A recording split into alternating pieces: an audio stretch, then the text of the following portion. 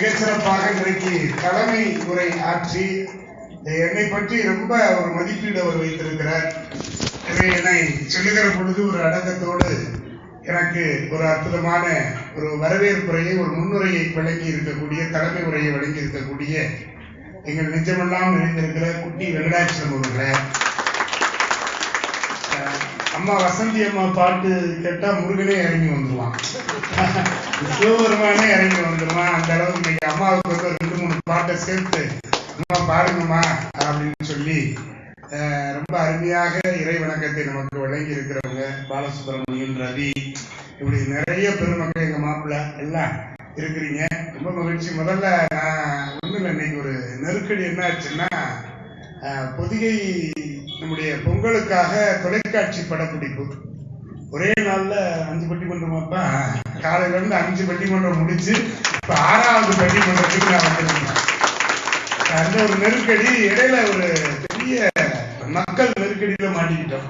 இல்ல காட்சி மார்த்தர்கிட்ட ஏதோ கூட்டம் கொடுக்க, இல்லாட்டி நாங்க போட்ட திட்டப்படி சரியா 6:30 மணிக்கு இருக்க வேண்டியது ஒரு 30-40 நிமிடம் தாமதம். எனவே பொறுத்தரல வேண்டுமா உங்களை அன்போடு கேட்டுக்கொண்டு, அதுக்காக சுவை குறையாது, நேரத்தை கூட்டிட்டோமே அப்படிலாம் நினைக்க வேண்டாம். ஒரு அருமையான பட்டிமன்றம், ரொம்ப எல்லாருமே தப்பிச்சு ஒடியாந்து இருக்கிறோம். ஏன்னா இன்னைக்கு நெருக்கி காலையில இருந்து வரிசையா பட்டிமன்றம். ஏன்னா 5 நாள் பொங்கல் வருது, நாளைக்கு திட்டமிட்டு இருந்தோம். அது திடீரென்று தமிழக அரசு ஊரடங்கு உத்தரவு பிறப்பித்ததுனால நாளைக்கு அதை பண்ண முடியாம இன்னைக்கு மாற்றி வைக்க வேண்டிய கட்டாயம். வேற ஒண்ணும் இல்லை. இல்லாட்டி நான் பொதுவாக ஒரு நிகழ்ச்சி ஒத்துக்கிட்டேன்னா வேற நிகழ்ச்சி ஒத்துக்க மாட்டேன். தொலைக்காட்சி படப்பிடிப்பு என்பதனால நீங்க பொங்கல் அன்னைக்கும் பார்க்கலாம், போகி அன்னைக்கும் பார்க்கலாம், ஜல்லிக்கட்டுல பார்க்கலாம். ஒரு 5 நாளும் தொலைக்காட்சியில உங்களை வந்து நாங்க உழுக்க போறோம். அப்படி ஒரு அற்புதமான ஒரு நிகழ்வு இங்க பேசி முடிச்சுட்டு வள்ளியம்மி அம்மா வந்திருக்கிறாங்க. அவங்க VKK பள்ளியினுடைய முதல்வர். இந்த மாதிரி காலையில ஒரு 7 மணிக்கு நம்ம ஆரம்பிச்சோம் நம்முடைய பணியில. ரொம்ப அற்புதமான ஒரு நல்ல நாள்ல உங்களை எல்லாம் சந்திக்கிறதுக்காக எனக்கு உண்மையிலேயே இன்னைக்கு ஒரு நல்ல நாள் அப்படின்னு தான் நான் சொல்லணும். எல்லாம் உள்ள இறைவன் இன்றைக்கு அந்த அற்புதத்தை கூட்டி இருக்கின்றான். குடும்பத்தில் மகிழ்ச்சி பெருக உதவுபவர்கள் ஆண்களா பெண்களா? தலைப்பு ஆண்களே அப்படின்னு பேசுறதுக்கு இருக்கிறேன். சும்மா அப்படி கேட்டுக்கிறது பயந்துட்டாரு, நம்ம தப்பா அடிச்சிட்டோமா அப்படின்னு. சும்மா அப்படி விட அப்படி இருக்கிறவங்க எல்லாம் தூங்குறாங்களான்னு பாத்துக்கிறேன், வேற ஒண்ணும் இல்லை. ஆமா, அதனால வந்து விட அப்படி சொல்லும் போது அவங்க ரொம்ப அருமையாக நமக்கு அற்புதமாக நல்ல சிந்தனைகளை வழங்குவதற்காக, ஆண்களே என்று பேசுவதற்காக வருகின்றிருக்கக்கூடிய கவிஞர் பத்மபாதன் முருகன் வந்திருக்கிறார். நல்லா உற்சாகமா கடவுள். அந்த அணியில ஆண்களுடைய சிங்கமாக ஒரு உயர்ந்த மனிதர் தட்டிடாது கவிஞர் மாரிக்கண்ணன் வந்திருக்கிறார். இந்த பக்கம் பாத்தீங்கன்னா அப்படியே சும்மா பாருங்க, சாமுத்திரிகா பட்டு உறுதி வந்திருக்கிறாங்க.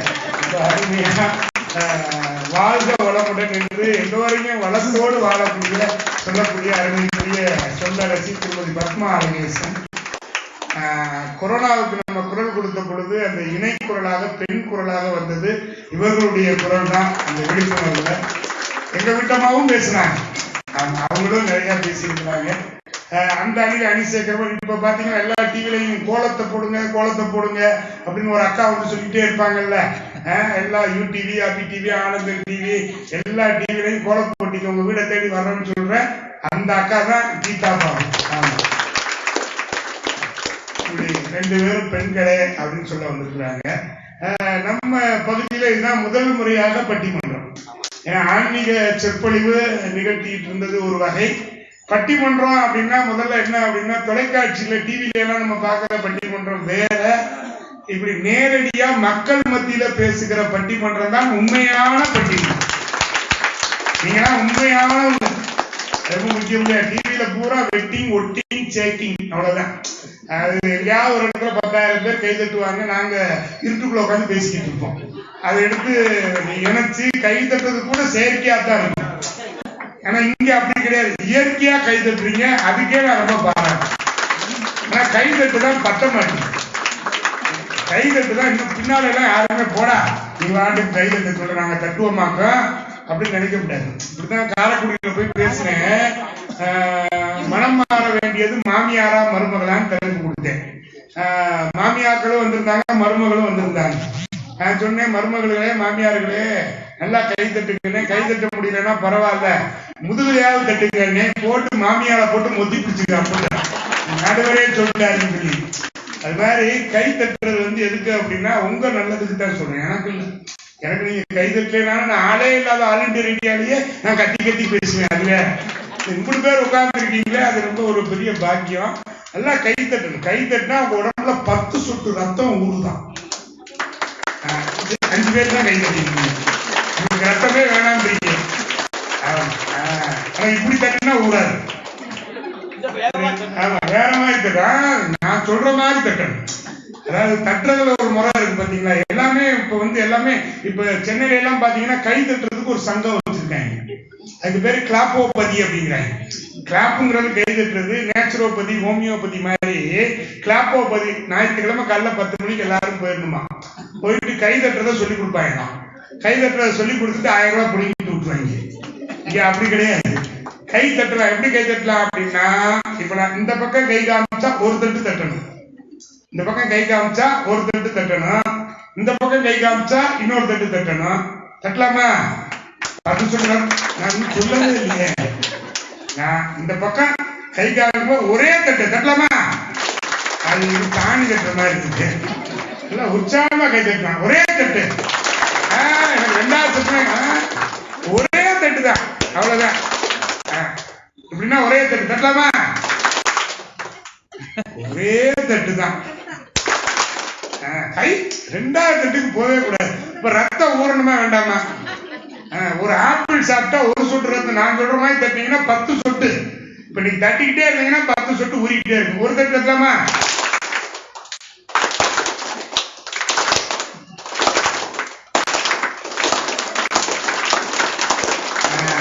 5 சொட்டு தான் ஊறி. நல்லா கை தட்டணும். அதாவது வாய் விட்டு சிரித்தால் நோய் விட்டு போகும், சிரிப்பவன் சாவை வெல்லுவான். மகிழ்ச்சியா சித்தி விநாயகர், வரசித்தி விநாயகர் இன்னைக்கு உட்கார்ந்து இருக்கிறோம் அப்படின்னாலே, நான் ஏற்கனவே சொன்ன மாதிரி புண்ணியம் செஞ்சவங்க தான் இங்க வந்து உட்கார முடியும். அது இன்னைக்கு ரொம்ப புண்ணியம் செஞ்சவங்க தான் உட்கார முடியும். அதெல்லாம் கை தட்டணும்னு அர்த்தம். பாருங்களேன், உண்மையிலே நாளைக்கெல்லாம் எந்த உங்களுக்கு கொரோனா, ஒமிக்கிறான், டெமக்கிறான், திமைக்கிறான் எதுவுமே வராது. என்ன காரணம்னா 6 நாளா ஆன்மீகம் கேட்டிருக்கீங்க. இன்னைக்கு அருமையான ஒரு பெட்டி பண்றீங்க. ஒரு பேச்சுனா எப்படி இருக்கணும் அப்படின்னா, குட்டி வெங்கடாச்சலம் மாதிரி பேசணும். சில ஊர்ல பேச்சாளர் பேசுவாங்க, ஆளை கொள்ற மாதிரி பேசுவாங்க. 3 மணி நேரம் பேசிட்டு நண்பர்களே என்னுடைய முன்னுரை அப்படின்னா, முன்னுரையே இருந்தாலும் 3 மணி நேரம் பேசினாலும் எங்கடா போறது அப்படின்னு ஆயிடுது. அப்ப பேச்சு என்பது ஒரு அற்புதமான கலை. ஆட்ட சபை 101, 1000ல் 1ஆம் புலவர், வார்த்தை 10,000ல் ஒருவர். 10,000ல் ஒருத்தர் தான் மிகச்சிறந்த பேச்சாளரா வர முடியும். மேடையில உட்கார்ந்து இருக்கவங்க 10,000ல் ஒருத்தர். இப்ப நாங்களே ஆரம்பிச்சீங்களா? கோடிக்கு ஒருத்தர் தான் இப்படி உட்கார்ந்து நல்லா கை வைக்க முடியும். நீங்களா கோடிக்கு கோடி கணக்கு ஒவ்வொருத்தரும் எனக்கு 1 கோடி பேர் இருக்கு. அப்படி 1 கோடி பேர் உட்கார்ந்து இன்னைக்கு உட்கார்ந்து அருமையா கை தட்டிக்கிட்டு இருக்கிறோம். மகிழ்ச்சி. ஒரு கூட்டத்தில் ஒருத்தர் பேசிட்டு இப்படி இறங்கணும்னா கூட்டத்துல இருந்து ஒருத்தர் போனார், கைய கொடுங்க அப்படின்னா. எதுக்குன்னா கைய கொடுங்க சொல்றேன். கைய கொடுத்தோன்னா தற்கொலை பண்ணலாம்னு இருந்தீங்க. உன் பேச்ச கட்டிய முடிய மாட்டீங்க. இந்த பேச்சாளர் ஐயா உங்க மனசை மாத்துறதுக்கு நான் பேசிக்கிட்டேன்னா, அதெல்லாம் ஒண்ணு இல்லையா, இவ்வளவு மோசமா பேசுற நீயே உசுரோட இருக்கும்போது நான் எதுக்கே தற்கொலை பண்ணணும் அப்படின்னு. பேச்சு ஒரு அற்புதமான கலை. அது எல்லாருக்கும் வந்துடாது. நீங்க மகா பெரியவா, காஞ்சி மகா பெரியவா ஒருத்தர் கூப்பிட்டார், ராஜகோபால்னு பேரு. ராஜகோபாலை கூப்பிட்டு, தம்பி நீ ஸ்ரீவைகுண்டத்துக்கு போ, அங்க போய் ஒரு சொற்பொழிவு நடக்குது, அங்க போய் 1 வாரம் தொடர் சொற்பொழிவு பண்ணிட்டு வா. இந்த ஜெயச்சந்திரன் மாதிரி ஒரு அன்பர் அங்க, அவர் வந்து தொடர் சொற்பொழிவு நடத்திருக்கிறார், அங்க போயிட்டு வா அப்படின்னு சொல்லியிருக்கிறார். அவரும் மகா பெரியவாட்ட உத்தரவு வாங்கிட்டு அப்படி அடிச்சு புடிச்சு கிளம்பி போய் ஒரு மாதிரி ஸ்ரீவைகுண்டத்துல போய் உட்கார்ந்தார். கூட்டம் வந்துச்சுன்னு நினைக்கிறீங்க? அவர் பேச ஆரம்பிக்கும் போது 2 பேர் உட்கார்ந்து இருந்தாங்க. 2 பேர். அந்த ஊர்ல 2000 பேர் இருக்கிறாங்க. 2 பேர் உட்கார்ந்து இருந்தாங்க. முதல் நாள் பார்த்தாரு, அருமையா பேசினார், கேசவான்னு ஒரு தலைப்புல. 2ஆம் நாள், 3ஆம் நாள், 4ஆம் நாள், 7வது நாள் முடிக்கிறார் அதே 2 பேர். ஊருக்குள்ள யாருமே வரல. மனசு நொந்து போயிட்டாரு. சரி பரவாயில்ல, இந்த ஊர்ல என்ன நடக்குதுன்னா ஒண்ணும் இல்ல, இந்த கோயிலுக்கு தலைவர் யாருங்கிறதுல ஒரு போட்டி நடக்குது. 2 கோஷ்டிக்காரனும் வரமாட்டேங்கிறான். நான் வாட்ச்மேன், நான் பூசாரி, எங்களுக்கு வேற வழி இல்லை, நாங்க தான் உட்காரணும் அப்படின்னு உட்காந்துட்டாங்க. எல்லாம் போனாரு. மகா பெரியவர்கிட்ட போனோம். மகா பெரியவர் கூப்பிட்டாரு. என்ன ராஜகோபால், போன இடத்துல ஸ்ரீவைகுண்டத்துல அருமையா கூட்டம் இருந்துச்சா, எப்படி பேசுனேன்? அது ஏன் கேட்கறீங்க சாமி? நான் ஸ்ரீவைகுண்டத்துல பேச போனப்ப 2 பேரும் தான் ஒரு வாரமா என் பேச்சை கேட்டாங்க. மகா பெரியவர் விழுந்து விழுந்து சிரிக்கிறாராம். எதுக்கு சிரிக்கிறீங்கன்னு சொல்லும்போது, அவ்வளவு பெரிய கீதோபதேசம் பண்ணும் போது அர்ஜுனன் ஒருத்தன் தாண்டா கிருஷ்ணனுக்கு கிடைச்சா, உனக்கு இன்னொருத்தன் கூட கிடைச்சிருக்கிறான், எவ்வளவு பெரிய புண்ணியம் பண்ண வேண்டாம்? நான் எவ்வளவு பெரிய புண்ணியம் பண்ணிருக்கேன். 100 பேர் உட்கார்ந்து இருக்கிறீங்கன்னா எனக்கு எவ்வளவு பெரிய புண்ணியம் கிடைக்கும், என் மூலமா உங்களுக்கு எவ்வளவு பெரிய புண்ணியம் கிடைக்கும், நல்லா கைதட்டலாம். அப்படி ஒரு அருமையான ஒரு தலைப்பு. அதனால பட்டிமன்றம் அப்படின்னா ஒரு கருத்தை ஒருத்தர் சொல்லுவார், அதுக்கு ஒருத்தர் மறுப்பு சொல்லுவார். நீங்க இவ்வளவு நாள் தனி பேச்சா பேசுனதை கேட்டீங்க. இன்னைக்கு 5 பேர் பேசப்போம். பஞ்சபாண்டவர் மாதிரி 5 பேர் இப்பதானே. யாரு யாருன்னு நமக்கு தெரியாது. அப்ப 2 பாஞ்சாலி உட்கார்ந்து இருக்காங்கன்னு கேட்கக்கூடாது. 2 பெண்கள் இருக்கிறாங்களே அப்படின்னா, இங்கெல்லாம் பஞ்சபாண்டவர் மாதிரி 5 பேர் உட்கார்ந்து இருக்கிறோம். 5 பேர், 5 பேருடைய கருத்துக்களை நீங்க உள்வாங்க போறீங்க. இது ஒரு புதிய ஒரு சிறப்பு. ஜெயச்சந்திரன் இந்த ஆண்டு எடுத்திருக்கிற முயற்சி. நான் ரொம்ப பதறி போனேன். வெள்ளி சனி ஞாயிறு எதுவும் பேசக்கூடாதுன்னு சொன்னாங்க. போச்சுரா, இந்த வருஷத்துல முதல் பட்டிமன்றம் என்ன ஆகுமோ நினைச்சேன். ஜெயச்சந்திரன் உறுதியா சொல்லிட்டார், அதெல்லாம் நடக்கவே இல்லை, நீட்டா நம்ம நடத்துவோம். நம்ம தெருமக்கள் ரொம்ப பாதுகாப்பானவங்க, அவங்களுக்கு எதுவுமே ஒண்ணும் வரசிக்கு கொடுக்க மாட்டாங்க, நடத்துறோம்.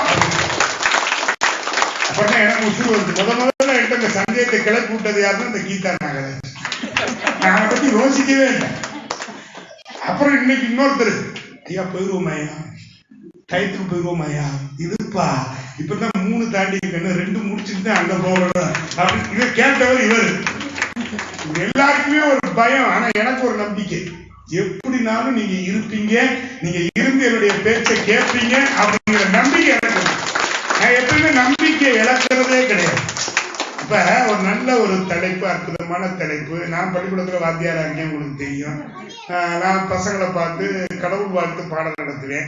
கடவுள் வாழ்த்து நடத்தும் போது சொன்னேன், தம்பிகளா கடவுள் இப்ப வராருன்னு வச்சுக்கோங்க, கடவுள் உன்னால வராரு, என்னடா கேட்பா அப்படின்னு. சார் பையன் சொன்னான், கடவுள்லாம் வருவாரா சாமி? வந்துட்டாரு வச்சுக்க. என்னடா கேட்பேன்னு? சார் கடவுள் என்னால வந்து என்ன, என்னடா கேட்பேன்னு? நான் ஸ்கூலுக்கு வந்துட்டு போறதுக்கு வசதியா நல்ல ராயல் என்ஃபீல்டு பைக்கு கேட்பேன் சார் அப்படின்னா. இன்னொருத்தங்க அவங்க கிடைக்கலாம் சார் பைக்கு பைக்கு பைக்கு, எப்ப பார்த்தாலும் பைக்கு பைக்கு இருந்துச்சு. நான் என்ன சார் கேட்பேன் தெரியுமா சார்? என்னடா கேட்பேன்னு, எங்க அம்மா வீட்டுல உட்காந்து பாக்குறதுக்கு ஒரு ஹோம் தியேட்டர் கேட்பேன் சார் அப்படின்னா. நான் சும்மா இருந்திருக்கணும்ல. நான் சொன்னேன், டே எவனாலாம் கடவுள் வந்தா நான் என்ன தெரியுமாடா கேட்பேன், எனக்கு நல்ல அறிவை கொடுன்னு கேட்பேன்டான்னு. ஒரு பையன் எந்திரிச்சான், சட்டா சார் யார் யாருக்கு எது இல்லையோ அதைத்தானே கேட்க முடியும், அவனுக்கு பைக்கில் அவனுக்கு டிவில உங்களுக்கு அறிவு இல்லைன்னா. யாரையும் பார்த்து அறிவு இருக்குதா மூளை இருக்குதான்னு கேட்கக்கூடாது. கேட்டோம்னா நமக்கு இல்லைன்னு ஆயிடுது. அப்ப யாரையும் பார்த்து இருக்கானே கேட்கக்கூடாது. அப்ப இன்னைக்கு என்ன கேட்கிறோம், நம்ம குடும்பத்தில் மகிழ்ச்சி பெருக உதவுபவர்கள் ஆண்களா பெண்களா? எனக்கு என்ன பயமா இருக்குன்னா, பெண்கள் கூட்டம் தான் அதிகமா இருக்கு. ஆமா, இருந்தாலும் ஒரு தைரியம், நீங்கள் தாய்மார்கள் எங்களெல்லாம் விட மாட்டாங்க.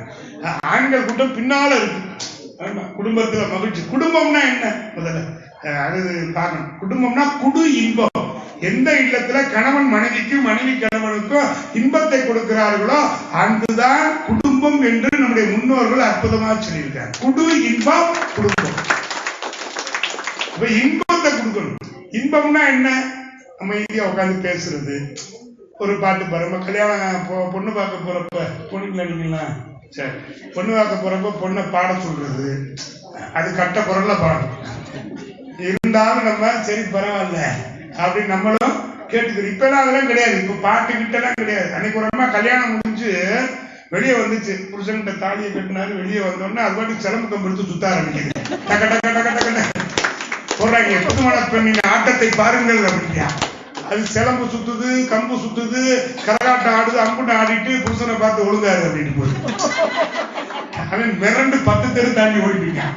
ஐயோ அப்படின்ட்டு. ஏன்னா இன்னைக்கு எல்லாருமே எல்லாத்தையும் கத்துக்க வேண்டியிருக்கு. இன்னைக்கு மகிழ்ச்சி நமக்கு எப்ப வரும் அப்படின்னா, நம்முடைய குடும்பத்துல அன்பை பரிமாறுகிற பொழுது மகிழ்ச்சி வரும். அப்ப அன்பு அதுதான் ரொம்ப முக்கியம். நான் வாத்தியார்னு சொன்னதுனால மாணவர்களோடு ரொம்ப அப்படியே போறோமா. ஒரு நாள் நான் பாடத்திற்கு ஒருத்தர் மூச்சரிக்க வந்தோன்னு, என்னடா சார் எங்க தாத்தா இறந்து போயிட்டாரு சார். சரிடா, என்னடா சார், என்னால பள்ளிக்கூடத்துக்கு வர முடியாது சார், எனக்கு லீவு கொடுங்க சார். நான் சரின்னு அனுப்பிச்சிட்டேன். சாயந்தரமா அந்த வள்ளியம்மை மாதிரி பிரின்சிபல் என்னை கூப்பிட்டு விட்டாங்க. கூப்பிட்டு விட்டு இங்க வாங்க அப்படின்னாங்க. என்ன அந்த பையன் ஏன் வரல? ஒண்ணும் இல்லை சார், வந்து சொல்லிட்டு போனேன், நல்ல பையன், ரொம்ப தங்கமான பையன், அவங்க தாத்தா செத்து போயிட்டாங்க. அதுக்காக நம்ம விட்டுறதா நம்ம கேஷ்ல போய் ஒரு 100 ரூபா வாங்கிக்கோங்க. வாங்கிட்டு ஒரு நல்ல ரோஜா பூ மாலை நீங்க பெரியார்ல போய் வாங்கிட்டு தாத்தாவை போய் பார்த்துருங்க. பார்த்து நம்முடைய பள்ளி சார்பாக இந்த அஞ்சலியை செலுத்துங்கன்னு. நானும் வண்டி எடுத்துக்கிட்டு அந்த மாலையை வாங்கிட்டு போறேன். தாத்தாவை ஈசிட்டு உட்காந்து கலாட்டிட்டு, என்ன தம்பி கையில மாலை அப்படின்னாரு. ஒண்ணு இல்லைங்கயா, நீங்க செத்து போயிட்டதா சொல்லி உங்க பேராண்டி லீவ் எடுத்துட்டு வந்தானே. விழுந்து விழுந்து சிரிச்சாரு. நீ செத்து போயிட்டனால ஸ்கூல் லீவ்ல ஏன்ட்ட வந்து சொன்னான். நம்மளை போட்டு தெளிக்கேன். அவன் என்ன செய்யறது? இந்த காலத்து பிள்ளை அது இப்ப மாஸ்க் போட்டு பள்ளிக்கூடத்துக்கு போறாங்க. எவன் திட்டுனா எவன் சிரிக்கிறானே தெரிய மாட்டேங்குது. இன்னைக்கெல்லாம் பாடம் நடத்து அப்படின்றான். யாரா சொல்லுதுன்னு இப்படி பாக்குறேன், எவனும் ஆய திறக்க மாட்டேங்கிறான். சரி கேண்டீன் பக்கம் போவோன்ட்டு போறேன். 2 பேர் பின்னாலே பேசிட்டு வரேன். யாரு குத்த பிள்ளையோ ஒரு சார் வயிற்றுக்கு இந்த கத்து கத்துறாங்க. இப்ப நிலைமை கமெண்ட் இன்னைக்கு பாத்தீங்கன்னா பசங்க பயங்கரமா கொடுக்குறான். அப்ப இந்த குழந்தைகள் எங்க இந்த குடும்பத்தில இருந்து தான் உருவாகுறாங்க. அதனாலதான் ரொம்ப அழகா சொன்னாங்க, இந்த குழந்தையும் தெய்வமும் கொண்டாடப்பட வேண்டும் சொன்னாங்க. குழந்தைகள்கிட்ட அன்பு இருக்கும், பண்பு இருக்கும், பாசம் இருக்கும். இது யாருடைய வளர்ப்புல இருக்கு? அதெல்லாம் இன்னைக்கு கேள்வியா வச்சிருக்கிறோம். அப்படி குடும்பத்துல எப்பொழுதும் மகிழ்ச்சி பெருகுவதற்கு அதான் ரொம்ப மகிழ்ச்சி மாத்திரம் இல்ல, மகிழ்ச்சியை பெருகணும், மேக்சிமைஸ் பண்ணணும், அதை அடுத்தடுத்து மல்டிபிள் பண்ணணும். அப்படி செய்யக்கூடியது யார்? ஆண்களே அப்படின்னு இவங்க, பெண்களே அப்படின்னு இவங்க. நான் அர்த்தநாரீஸ்வரர் மாதிரி உட்கார்ந்துருக்கேன். அப்படின்னா என்ன, பாதி ஆம்பளை பாதி பொம்பளை. அதனால நான் தீர்ப்பு சொல்றது உங்க கைத்தட்டலை வச்சுதான் தீர்ப்பு சொல்ல போறேன். நல்லா கைத்தட்டி உற்சாகப்படுத்தினா 4 விஷயத்தை இவங்க சேர்ந்து சொல்லுவாங்க. இல்லைன்னா இவங்களும் அப்படியா நன்றி வாங்க உட்கார்ந்துருவாங்க. இவங்ககிட்ட இருந்து விஷயத்தை வாங்க வேண்டியது உங்க பொறுப்பு. ஆண்களே என்கிற அணி தொடங்குகிறது. கவிஞர், உயர்ந்த கவிஞர், சிந்தனை கவிஞர் மாரிக்கண்ணன் இதோ வருகிறார். அவர் உங்கள் சார்பாக வருக வருகிறது.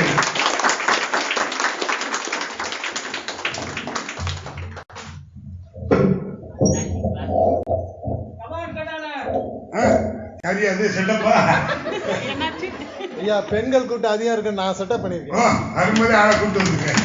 பாதுகாப்பா இருக்கணும் இல்லையா? பாதுகாப்பா வீட்டுக்கும் போகணும்.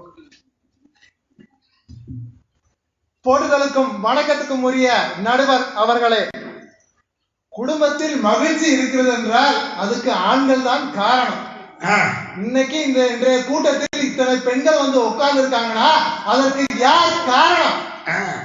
வீட்டுல இருந்து அனுப்பிச்சுட்டு இருக்காங்க. நாங்களே சமையல பாத்துக்கிறேன்மா, நீ போய் பட்டிமன்றம் பார்த்துட்டு வாமான்னு சொல்லி எத்தனை ஆண்கள் இங்கே அனுப்பி வைத்திருக்கார்கள். ஆகையால் தான் இங்கே பட்டிமன்றம் நம்மால் நடத்த முடிகிறது.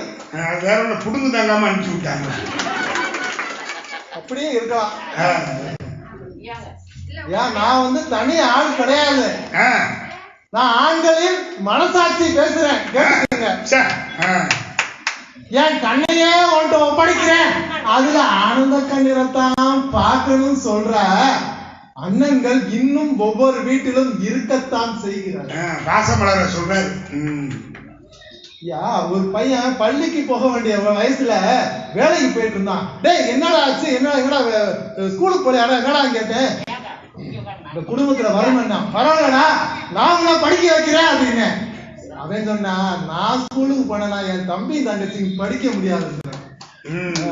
அந்த அளவுக்கு தான் வேலைக்கு போய் சகோதரிகளை படிக்க வைக்கிறேன். ஊர்ல இருந்து என் அக்கா வர்றா, நீ உங்க அம்மா வீட்டுக்கு போகணும்னு சொன்னேன்ல, நீ அடுத்த வாரம் போமான்னு சொல்றேன் என் பொண்டாட்டிட்ட. அவ சொல்றா, நான் ஊருக்கு போறது நொக்கா வர்றதுனாலதானே. அக்கா நொக்கா வந்துச்சு. நடுவர்களே, மனசாட்சியோட பேசணும். ஆமா, நான் என்னைக்காச்சும் அவ தங்கச்சி வர்ற அன்னைக்கு நான் ஊருக்கு போயிருப்பேனா இல்ல வேலைக்கு தான் போயிருப்பேனா? மிச்சி வர்ற நேரம் மண்மை எங்குது பாருங்க. மனசுக்குள்ள பஞ்சவர்ண கிளி பறக்கும்டா. தவறாக எண்ணிக்கொள்ள வேண்டாம். வர்ற குழந்தையா எங்கேயாவது இன்டர்வியூ போகணும்னு சொல்லுவா. சரி சரி கொடுத்து வச்சு என் குழந்தையா என் கண்டே காமிக்க மாட்டேங்கிறாங்க. சரிங்க நடுவரே, இதே அது ஏன் அண்ணன், அதாவது அவன் அண்ணன் ஊர்ல இருந்து வர்றான், அப்படியே ஒப்பா கால் தரையில நிக்க மாட்டுது. ஐயோ ஆனந்தமே ஆடுறா. என்னங்க என்னங்க, ஐயோ என்னாச்சுமா, என்ன என்ன என்ன ஊர்ல இருந்து அண்ணன் வர்றான். நான் என்ன பண்ணணும், வீட்டு வெளியே போயிருந்துமா? இல்லங்க கறி வாங்கிட்டு வாங்க. கறினா அண்ணன் விரும்பி சாப்பிட்டுப்பாங்க. வெள்ளாட்டம் நபிகள் நாயகம் சொல்கிறார். நபிகள் நாயகம் கேட்கிறார், நண்பர்கிட்ட கேட்கிறாரு, யார் மாவீரன் என்று கேட்கிறார். அதற்கு நண்பர்கள் சொல்கிறார்கள், எவன் எவனாலும் வீழ்த்த முடியாதவனாக இருக்கிறானோ அவனே மாவீரன் என்கிறார்கள். அதற்கு நபிகள் நாயகம் சொல்கிறார், இல்லை இல்லை, யார் தன்னுடைய கோபத்தை கட்டுப்படுத்துகிறார்களோ அவனே மாவீரன் என்று சொல்கிறார்கள். அந்த விதத்தில் பார்த்தோம் என்றால் ஆண்கள் எல்லாமே மாவீரர்கள் தான். வீட்டுல பொண்டாட்டி சண்டை போடுறப்ப சட்டை பொண்டாட்டியை தூக்கி போட்டு அடிக்காம சட்டையை எடுத்து போட்டுக்கிட்டு வெளியே வர்ற ஆண்கள் வந்து மாவீரர்கள் தான். வெளிநடப்பு செய்யற வெளிநடப்பு செஞ்சுட்டா நாட்டுல பிரச்சனையே இல்லை. கடவுள் ஒருவனை அதாவது சட்டை போட்டு வெளியே வந்துடுறான். அது சில பேர் என்ன பண்றாங்க, கதவை பூட்டி வச்சுக்கிட்டு புருஷனை கும்முற மனைவிகளும் இருக்காங்க நடுவர் அவர்களே. கடவுள் ஒருவனை தண்டிக்க விரும்பினால் அவனுக்கு திருமணம் என்ற நினைவை உண்டாக்குவாராம். மனைவி ஒரு முழம் தள்ளி இருந்தாலும் அந்த அளவுக்கு ஆண் சுதந்திரமானவன் நடுவர் அவர்களே. கல்யாணத்துக்கு முன்னாடி அவ வந்து பாக்குறப்ப பொண்ணு பாக்குறப்ப சந்திரமதியா இருந்தா.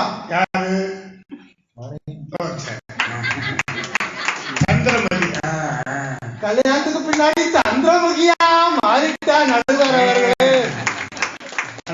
ஒரு வசனம்லாம் சொல்லுங்களே, சந்திரமுகியான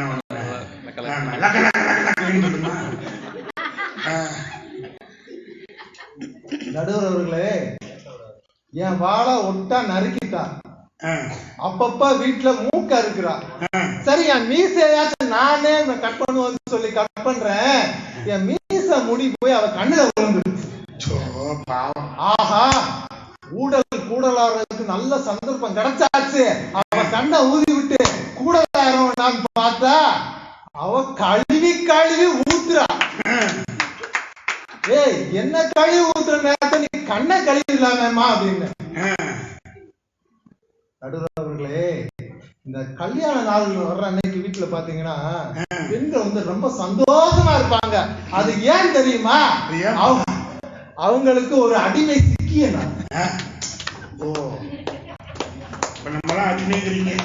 அன்னைக்கு பாத்தீங்கன்னா வாழை இடம் போட்டு விதவிதமா காய்கறி பரிமாறினா எனக்கு உட்கார்ந்தேன். அதாவது நடுவுல ஒரு முடி. அப்ப பயந்துட்டா, ஐயோ போச்சு, கண்ணுல முடி விழுந்த அன்னைக்கு நம்ம ரணகலம் பண்ண வீட்டையே போச்சு, என்ன பண்ண போறாரோ அப்படி முடிய எடுத்தேன். இந்த முடி உன் தலையில் இருந்தாலும் அழகு, இந்த இலையில் இருந்தாலும் அழகுன்னு சொன்னேன். அதே அப்பா எவ்வளவு பூரி பண்றீங்க, எவ்வளவு மகிழ்ச்சி முடியல. அப்படி மகிழ்ச்சியை ஏற்படுத்துறான், உண்டாக்குறான். அன்பை கூட கண்டிப்புடன் தான் சொல்ல தெரியும் தந்தைக்கு.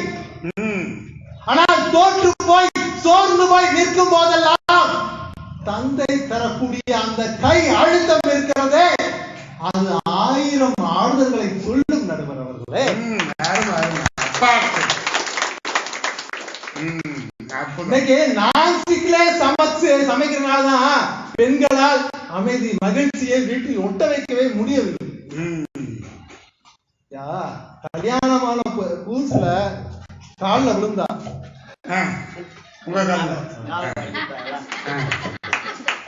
இப்ப நான் பீரோ திறக்கிறப்பெல்லாம் அவன் கட்டுற சேலை வந்து என் காலில் விழுந்துருக்கா. நீங்க விழுந்தீங்களோன்னு நினைச்சேன். கல்யாணம் ஆன புதுசுல அவன் விழுந்தா, இப்ப நான் விழுந்துகிட்டு இருக்கேன்னு சொல்லிக்கணும்னு நினைச்சேன். சேலை விழுந்தா பீரோ பூரா நம்பி இருக்குது. எங்க வீட்டுல 5 பீரோ தாண்டி 6வது பீரோ போய் பூரா பட்டு. ஆமா, ஊர்ல என் தம்பி வர்றான் சொல்றேன். அவ சொல்றா, எந்த தம்பி நீ ஒருத்தனே இருக்கியா? மொன்ன நேர பஸ்ஸ பிடிச்சு மஞ்ச போய் விட்டு நேர வீட்டுக்கு வந்துடுவாயோ. ஆத்தாடி குத்து குத்து குத்துன்னு வந்து சமைக்க முடியாது. போய் ராவுத்தர் கடையில 2 பரோட்டா வாங்கி கொடு. ஏன்னா புது புதுன்னு வர்றதுனால ஒரு ஸ்பெஷல் தோசை 2. அப்பதானே புது புது படங்க. புது ரொம்ப சாப்பிட முடியாது. அது எப்படி தெரியலங்க, அவங்க சமைச்சாங்கன்னா ஒரு தோசையை தாண்ட மாட்டேங்குது. ஹோட்டலுக்கு போனா 3 அடிக்கிறாங்க. கேட்டா நாங்க சமைச்சது எங்களுக்கு பிடிக்காது, அடுத்தவங்க சமைச்சதுதான் பிடிக்கும். புதுசா ஒரு கரண்டி ஆம்லெட் போட்டுட்டாங்க. கரண்டி வாங்கிட்டு வந்துரு. புது புதுன்னு வர ரொம்ப சாப்பிட முடியாது. டயட்ல இருக்கு. ஐயா, பொம்மை உண்மையாய் இருக்கும் வரை குழந்தை மகிழ்ச்சியாய் இருப்பது மாதிரி பொண்டாட்டி புரியாம பேசுறா அப்படின்ற நம்புகிற ஆண்களால் தான் வீட்டில் மகிழ்ச்சியை ஏற்படுத்த முடிகிறது என்று கூறி குடும்பத்தில் மகிழ்ச்சியை பெறுவதற்கு காரணம் ஆண்களே என்று கூறி என்னுடைய உரையை நிறைவு செய்கிறேன். நன்றி, வணக்கம். அடிதான் உள்ள நுழைஞ்சோன்னு 6 ஆரம்பிச்சு அதெல்லாம் நான் அவ்வளவு கோபத்துல இருக்கீங்க. குடும்பத்தில் மகிழ்ச்சி பெருகணும்னா ஆண்கள்னால ரொம்ப சிரமத்தை தான் அனுபவிக்கிறோம். எப்படி நாங்க இந்த மகிழ்ச்சியை கொடுக்க முடியும்? எங்களுக்கு என்ன மகிழ்ச்சி இருக்குது, எங்களுடைய வாழ்க்கை என்ன? ரொம்ப அழகா சொல்லியிருக்கேன். குடும்பம்னா என்ன அப்படின்னா நான் ஆரம்பத்திலே சொன்னேன், குடு இன்பம்னா குடும்பத்துல என்ன அப்படின்னா குழந்தைகள் தான் கொண்டாட. அதான் குழலினிது யாழினிது என்பர் தம்மக்கள் மழலை சொல் கேளாதவன். எனக்கு நான் ரொம்ப வேடிக்கையா சொல்ல விரும்பல. ஒரு தாய்க்கு தான் அந்த குழந்தை எப்படி வளருங்கிறது தெரியும். யோசிச்சு பாருங்க, ஒரு தாய் என்ன நினைக்கிறான்னா நான் பிள்ளைய நல்லா வளர்க்கணும்னு நினைக்கிறேன். தகப்ப என்ன நினைக்கிறான், என் பிள்ளைய ஊர் மெச்ச உலகம் மெச்ச வளர்க்கணும்னு நினைக்கிறான். அதுதான் ரொம்ப சொல்றாரு. எனக்கு பாத்தீங்கன்னா ரொம்ப நான் நெருக்கடியில இருக்கிறேன், எப்படி நான் உதவ முடியும் அப்படின்னு கன்ஃபஷன் ஸ்டேட்மெண்ட் அப்படியே அவர் கொடுத்து வச்சிருக்கிறார்.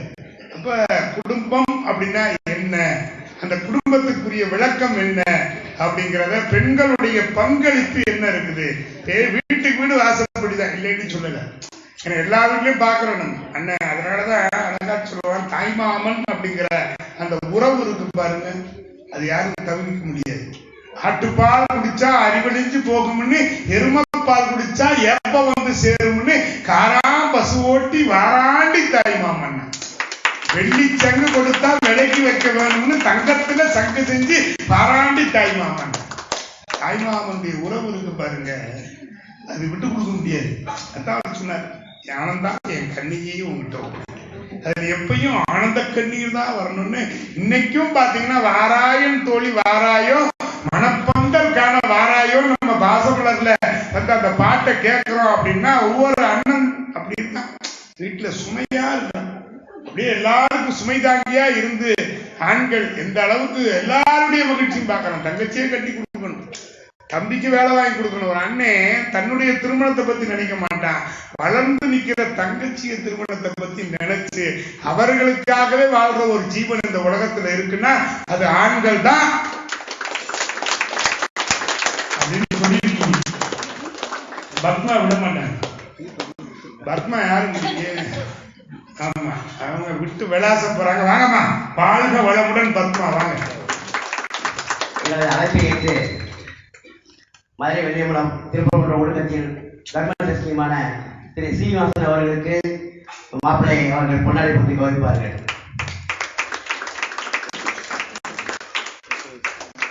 இப்பொழுது அக்கா அவர்கள் பெண்களை என்ற தலைப்பிலே பேச ஆரம்பிக்கிறார்கள். உங்களுக்கு அக்காவா? மதுரையினாலே அக்கா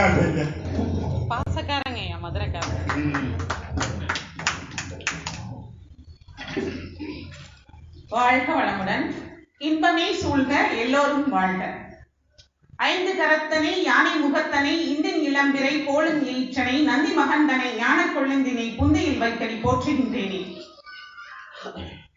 திருவாரூர்னா தேரழகு, திருவிடை மருதூர்னா வீதி அழகு, வேதாரண்யம்னா விளக்கு அழகு, மதுரைனா மீனாட்சியோட மல்லிகையோட சேர்த்து நம்ம மக்கள் கொள்ளை அழகு இல்லையா?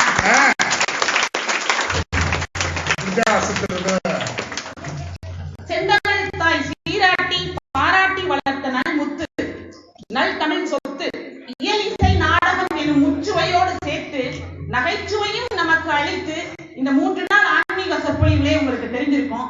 அப்படிப்பட்ட உலகம் போற்றக்கூடிய உலக தமிழர்கள் நெஞ்சில் சிம்மாசனம் எனும் உயராசனமிட்டு அமர்ந்திருக்கக்கூடிய எங்கள் பாசமிகு நடுவர் ஐயா டாக்டர் சண்முக திருக்குமரன் அவர்களே.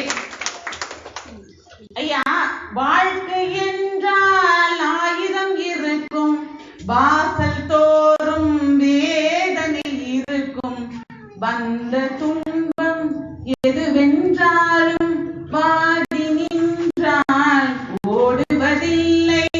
மறுக்கணன் வாடி நின்றால் ஓடுவதில்லை.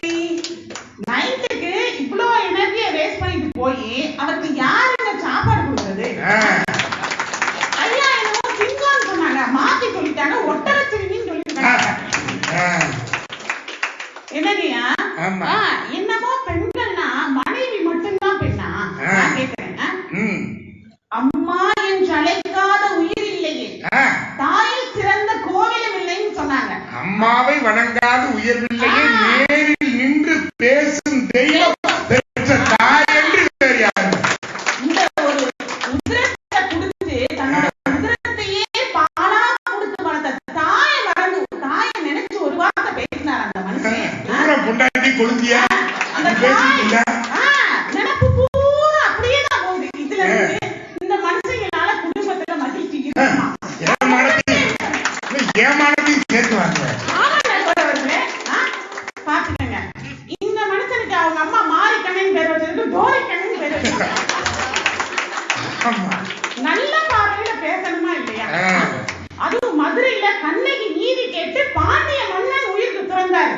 அப்படிப்பட்ட ஊர்ல வந்துட்டு என்னமோ ஆண்களாலதான் அதிகமான மகிழ்ச்சியா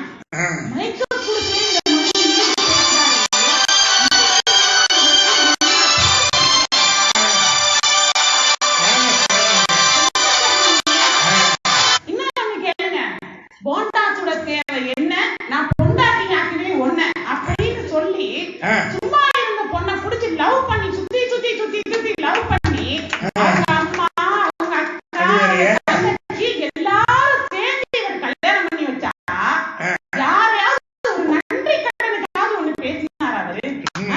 ஒரு வார்த்தை இவர் கதையே வந்தா வந்துட்டாரு. நாக்கப்படுமே கேளுங்கப்பா, கேட்பாங்கய்யா. அம்மாவே ஆகாதுன்னு அறுத்து கழுவுறா. அதனாலதாங்க அந்த ஆனந்தத்தை இங்க வந்து கொட்டுனே நடுவர் அவர்களே. அந்த அம்மா வந்து இவரை வாக்கப்படுறேன்னு சொல்லிட்டாங்க. எத்தனை கவிதை இவருக்கு கவிஞர் இன்னொரு பேர் இருக்கு சொன்னார்ல, என்னது தலையில இருந்து இலையில இருக்குன்னு சொன்னார் பாத்தீங்களா? இதுல இருந்தே தெரியலையா 1000 கவிதை எழுதி அந்த அம்மா நான் உன்னை கல்யாணம் பண்ணிக்க மாட்டேன்னு சொல்லிச்சு. வற்புறுத்தி கட்டிட்டு வந்தா அப்புறம் கட்டி வச்சவங்க தான் திட்டுவான். அவர் கல்யாணத்துக்கு அப்புறம் என்ன சொன்னாரு தெரியுமா?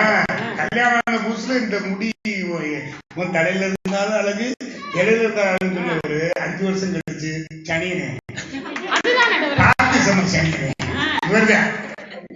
இருந்தாலும் நாங்க அட்ஜஸ்ட் பண்ணி ஓட்டுறோம்ல. 15 வருஷமா இருந்து குடும்பம் இந்த அளவுக்கு ஒரு சுதந்திரமா பேசுறோம் அப்படின்னா குடும்பம் நல்லா இருந்தாலும் இங்க வந்து இப்படி எல்லாம் பேச முடியும். ஒத்துழைச்சாவும் அங்க ஒரு சிறப்பான சூழ்நிலை இருந்தா மட்டும்தான் இங்க பேச முடியும். ஆமா, உலக அரங்கத்துல இந்தியாவை பார்த்து ஏன் பெருமைப்படுறாங்கன்னு நீங்க நினைக்கிறீங்க? குடும்பம்ன்ற ஒரு அங்கீகாரம் தான் இந்தியாவோட கலாச்சாரத்தை இன்னமுமே உலக அரங்குல எல்லாம் கேட்கிறாங்க. வெளிநாடுகள்ல இருக்க பெண்கள் எல்லாம் கேட்கிறாங்க, எப்படி இப்படி ஒரு ஆணோட 50 வருஷம் 60 வருஷம் எல்லாம் நீங்க குடும்பம் நடத்துறீங்க? அது அவங்களுக்கு தெரியல, நமக்கு தானே தெரியுங்க. யானை கட்டி போராடிக்கிறது இது போன்ற கொத்தடிமை திரும்ப கிடைக்காதுன்னு ஒரு நினைப்பு. ஒரு கைதட்டல் தான் இருக்கு. இதுல நீங்க தெரிஞ்சுக்கங்க நம்ம அணி எவ்வளவு பலமா இருக்கு. ஆமா, நமக்கு டெபாசிட்டே போச்சு. ஆமா, அதாவது கோயில்ல வந்து தெய்வங்கள் எல்லாம் கருவறைக்குள்ளதான் இருக்கும். ஆனா அந்த கருவறையே தன்னகத்துல கொண்டிருக்கிறவதான் தாய். மீண்டும் அமர முடியாத ஒரு சிம்மாசனம் அப்படின்னு நம்ம நினைச்சோம்னா இந்த உலகத்துல எங்கேயும் போய் உட்கார்ந்துடலாம், எந்த பதவி வேணாலும் வாங்கிடலாம்.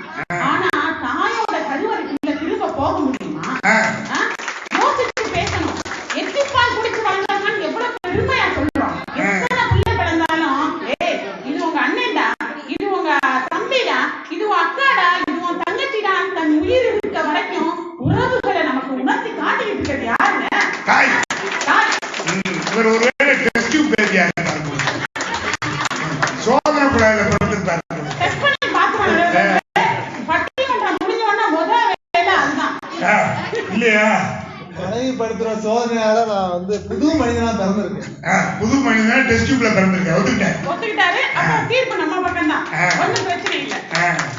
கட்டாய முடிவு எடுத்துக்கலாம். ஏன்னா ஆட்சியே எங்க ஆட்சி, மீனாட்சி ஆட்சி தான் நடந்துகிட்டு இருக்கு. அதனால தீர்ப்பு எங்க பக்கம். கருணாநிதி ஸ்டாலின் நினைச்சு நீங்க உங்க ஆட்சி நடுவர் வந்து நம்ம மதுரையில நான் சொல்றேன், தமிழகத்துல சொல்லல, மதுரையில யார் ஆட்சி? நான் அம்மா அழகா தொடங்கி வச்சாங்க. எவ்வளவு அற்புதமா ஒரு பெண் தொடங்கி வச்சாங்க. பட்டிமன்றம் ரொம்ப அருமையா போயிட்டு இருக்கு. அவங்க நாவல சரஸ்வதி வந்து நடனம் ஆடினாங்க. என்ன சொல்றோம்? கல்வி, செல்வம், வீரம், இது மூணுக்கு யார சொல்றோம்? அதிபதி யாராக சொல்றோம்? சொல்லுங்க. பெண்கள் தானே. சரஸ்வதி, மகாலட்சுமி, திருமகள், அலைமகள், மலைமகள், இப்படி மூணு பேரும் தானே சொல்லிக்கிட்டு இருக்கோம். விழுந்து வணங்குறது யாரு? இந்த ஆண்கள் தான் இது எல்லாம் கேட்டு வணங்குறாங்க. அப்ப இது எல்லாத்தையும் கொடுக்கக்கூடியவங்க யாரு? பெண்கள் தான். சொல்லுங்க. அவர் என்ன கேக்குறாருன்னா, குடும்பத்துல மகிழ்ச்சி பெறுவதற்கு என்ன பண்றீங்கன்னு கேக்குறாரு. கலைமகள் மலைமகள்லாம் சரி, குடும்பத்துல தலைப்பு கூட வர சொல்லுங்க. அதான் இப்ப நான் சொல்லிட்டேன் உங்க சார்பா. ஆமா, தலைப்பு தானே பேசிட்டு இருக்கேன். தூங்கிட்டு இருந்தா யாரும் 4 பேர் கல் எடுத்துட்டாங்க. முழிச்சுக்கிட்டு இருக்கணும்ல, கொஞ்சம் தண்ணியை தெளிச்சு உசுப்பி விட்டாங்க. வீட்டுல பேசுற மாதிரியே இங்க பேசக்கூடாது. இல்ல, அது தலைப்பே குடும்பத்தை பத்தி தானே, வீட்டை பத்தி தானே, இல்லத்தை பத்தி தானே பேசிக்கிட்டு இருக்கோம். கொடு இன்பம், அதுதான் குடும்பம். ஒண்ணு தெரியுமா? வீட்டுல வந்து திருமணத்துக்கு முன்னாடி இந்த ஆண்களை மதிக்கவே மாட்டாங்க. அவனை என்ன கேட்க சொல்ற? அவன்கிட்ட என்ன கேட்கணும்? இப்படிதான் சொல்லுவாங்க. இந்த பெரியம்மா எல்லாம் உட்கார்ந்துருக்காங்க. கல்யாணம் ஆகாத பையனை கூப்பிட்டு குடும்பத்துல எந்த விஷயத்தையும் கேட்பாங்களா? ஒரு பெண்ணு திருமணம் முடிச்சு வந்ததுக்கு அப்புறம் தான் அவனு குடும்பத்தம்பா, அவனே ஒரு வார்த்தை கேட்டுக்குவான் அப்படின்ற மதிப்பு உங்களுக்கு எப்ப வருது? நான் வந்ததுக்கு அப்புறம் தான். கல்யாணத்துக்கு முன்னால ரேஷன் கார்டு ஒரு வேலை கிடையாது. ரேஷன் கார்டு வர்றதே மனைவி வந்த முந்தா நாள் போய் பொங்கல் தொகுப்பு வாங்குறதுக்கு ரேஷன் கடையில நிக்கிறாரு. அதையும் வாங்கிட்டு வந்துட்டார். ரேஷன் கார்டுல பேர் இருக்கிறது மனைவி பேர். இவர் ரேகையை கொண்டு வாங்கிட்டு வந்துட்டார். குடும்ப தலைவர். குடும்ப தலைவர். அந்த குடும்ப தலைவர்ன்ற பதவி எங்க இருந்து வருது? சொல்லுங்க. முதல்ல பதவி எங்க இருந்து வருது? நாங்க வந்ததுக்கு அப்புறம் தானே. அதுக்கு முன்னாடி வரைக்கும் நீங்க ஓட்டாண்டி தான். அதான் நடுவர்களே, வீட்டுக்கு பின்னாடி கொல்ல பக்கத்துல ஒரு கம்பெனி பாட்டி வச்சிருப்பாங்க. அந்த கம்புக்கு கீழே ஒரு அவரை விதையை ஊண்டி வச்சோம்னா அழகா அந்த கொடியை பிடிச்சு அது பூ விட்டு காய் விட்டு அழகா இந்த பொங்கல் நேரத்துல பயனையும் கொடுக்கும். அந்த மாதிரிதான் இருக்கிற உங்களை, ஒண்ணுக்கு உதவாத ஒரு கட்ட கொம்பா நிக்கிற உங்களை அவ்வளவு மகிழ்ச்சியான ஒரு பூத்து குலுங்குற ஒரு செடியாவும் காயாவும் பழமாவும் உருவாக்கி நிப்பாட்டுறமே, அந்த நன்றி கொஞ்சமா இருக்கான். அந்த அம்மா ரத்தம் வச்சு கொடுக்குறோம் இல்லையா, முதல்ல விஷம் வச்சு கொடுக்கணும். இவருக்கு போட்ட சொத்தை வேற எதுக்காகவே போட்டுருக்கான். அதுதான் நடுவர்களே, என்ன பேச்சு, தலைப்பு தான் பேசிக்கிட்டு இருக்கோம். ஆனா தலைப்பு இல்லைன்னு வர்றாரு. எங்களுக்கு இன்னொரு பேர் இருக்கு. அவங்களுக்கு எல்லாம் தெரியாமா? என்ன சொல்லுவாங்க? தாரம் அப்படின்னு சொல்லுவாங்க. மனைவிக்கு என்ன பேர் இருக்கு? தாரம். 50 பவுன் நகையை தாரம், 1 லட்சம் ரூபாய் சீர்கணக்கிய கொண்டு வரோம், 2 லட்சம் ரூபாய் ரொக்கப்பணத்தை வேற வாங்கியிருக்காரு கல்யாண செலவுக்கு. மேற்கொண்டு 1.5 லட்சம் ரூபாய் சைக்கிளே ஓட்ட தெரியாம கிடந்த உங்களை 1.5 லட்சம் ரூபாய்க்கு எங்க அப்பா பைக் வாங்கி கொடுத்து பைக்கையும் ஓட்ட கத்து கொடுத்த நாங்க தாரம் தானே. எல்லாத்தையும் தாரம். மேற்கொண்டு உங்க குடும்பத்துக்கு இருக்கக்கூடிய ஒரு மிகச்சிறந்த வாரிசை நாங்க சுமந்து பிள்ளைகளையும் உங்களுக்கு தர்றோம்ல. இந்த பொருளாதாரம் இல்லைன்னா நீங்க ஆயப்பீங்க சேதாரம். செய்கூலி இல்ல, சேதாரம் இல்ல. ரொம்ப டேமேஜ் நடுவர்களே. இன்னும் தெரியுமா? மோடி சொன்னாங்க,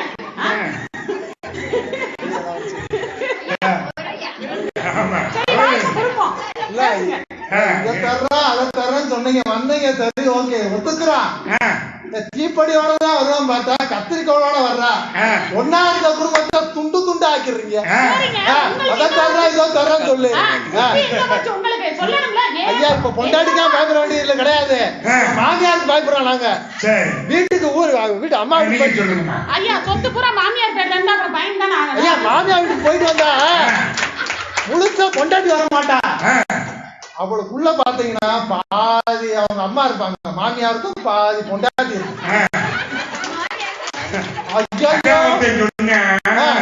இந்த டூ வீலர் ஒர்க் ஷாப் அனுப்புறது ஒண்ணு, வீட்டுக்காரமாவும் அம்மா வீட்டுக்கு அனுப்புறது ஒண்ணு.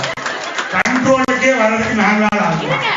ஐயோ பேசுற பாத்தீங்கன்னா அம்மாட்டு தான் பேசிருக்கோமோ தோணும், அத்தைக்கு தான் பேசுறோமோ அந்த மாதிரி இருக்கு. அந்த மோட்ல இருப்பாங்க.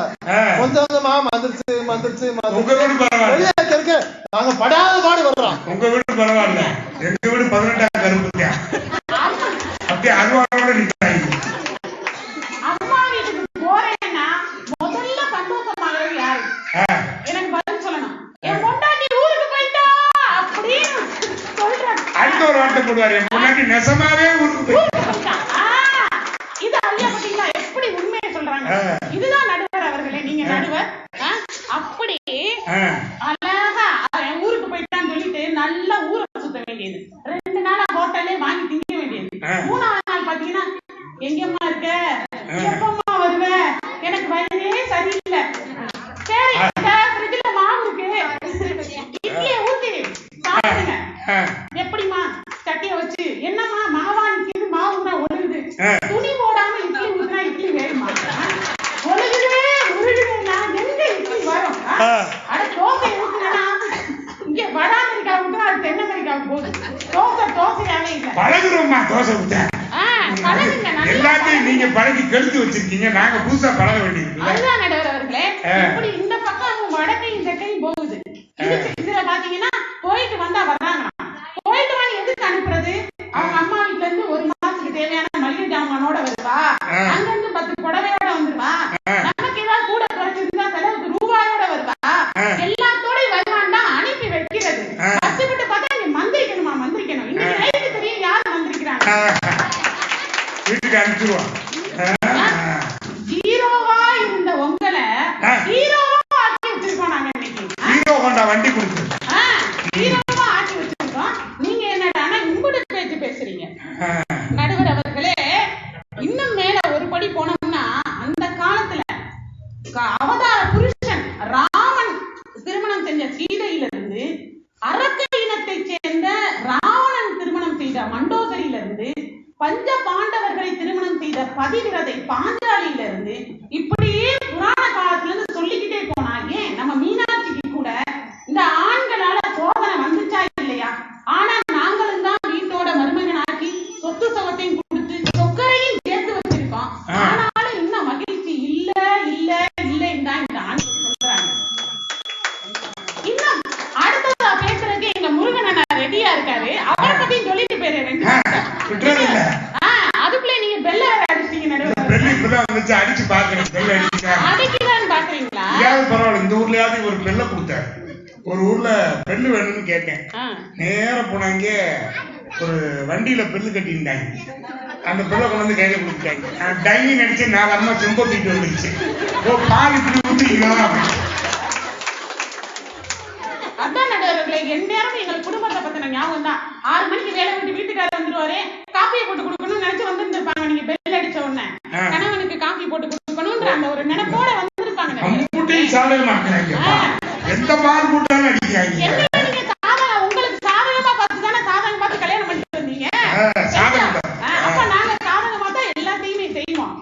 படைப்பு கடவுளான பிரம்மா வந்து, உங்களுக்கு ஒரு விஷயம் சொல்றேன், அற்புதமான விஷயம், புராணத்துல இருக்க விஷயம். பிரம்மா வந்து படைப்பு கடவுளான பிரம்மா எல்லா உயிரினங்களையும் படைச்சாராம். எப்படி உடனே படைச்சாராம்.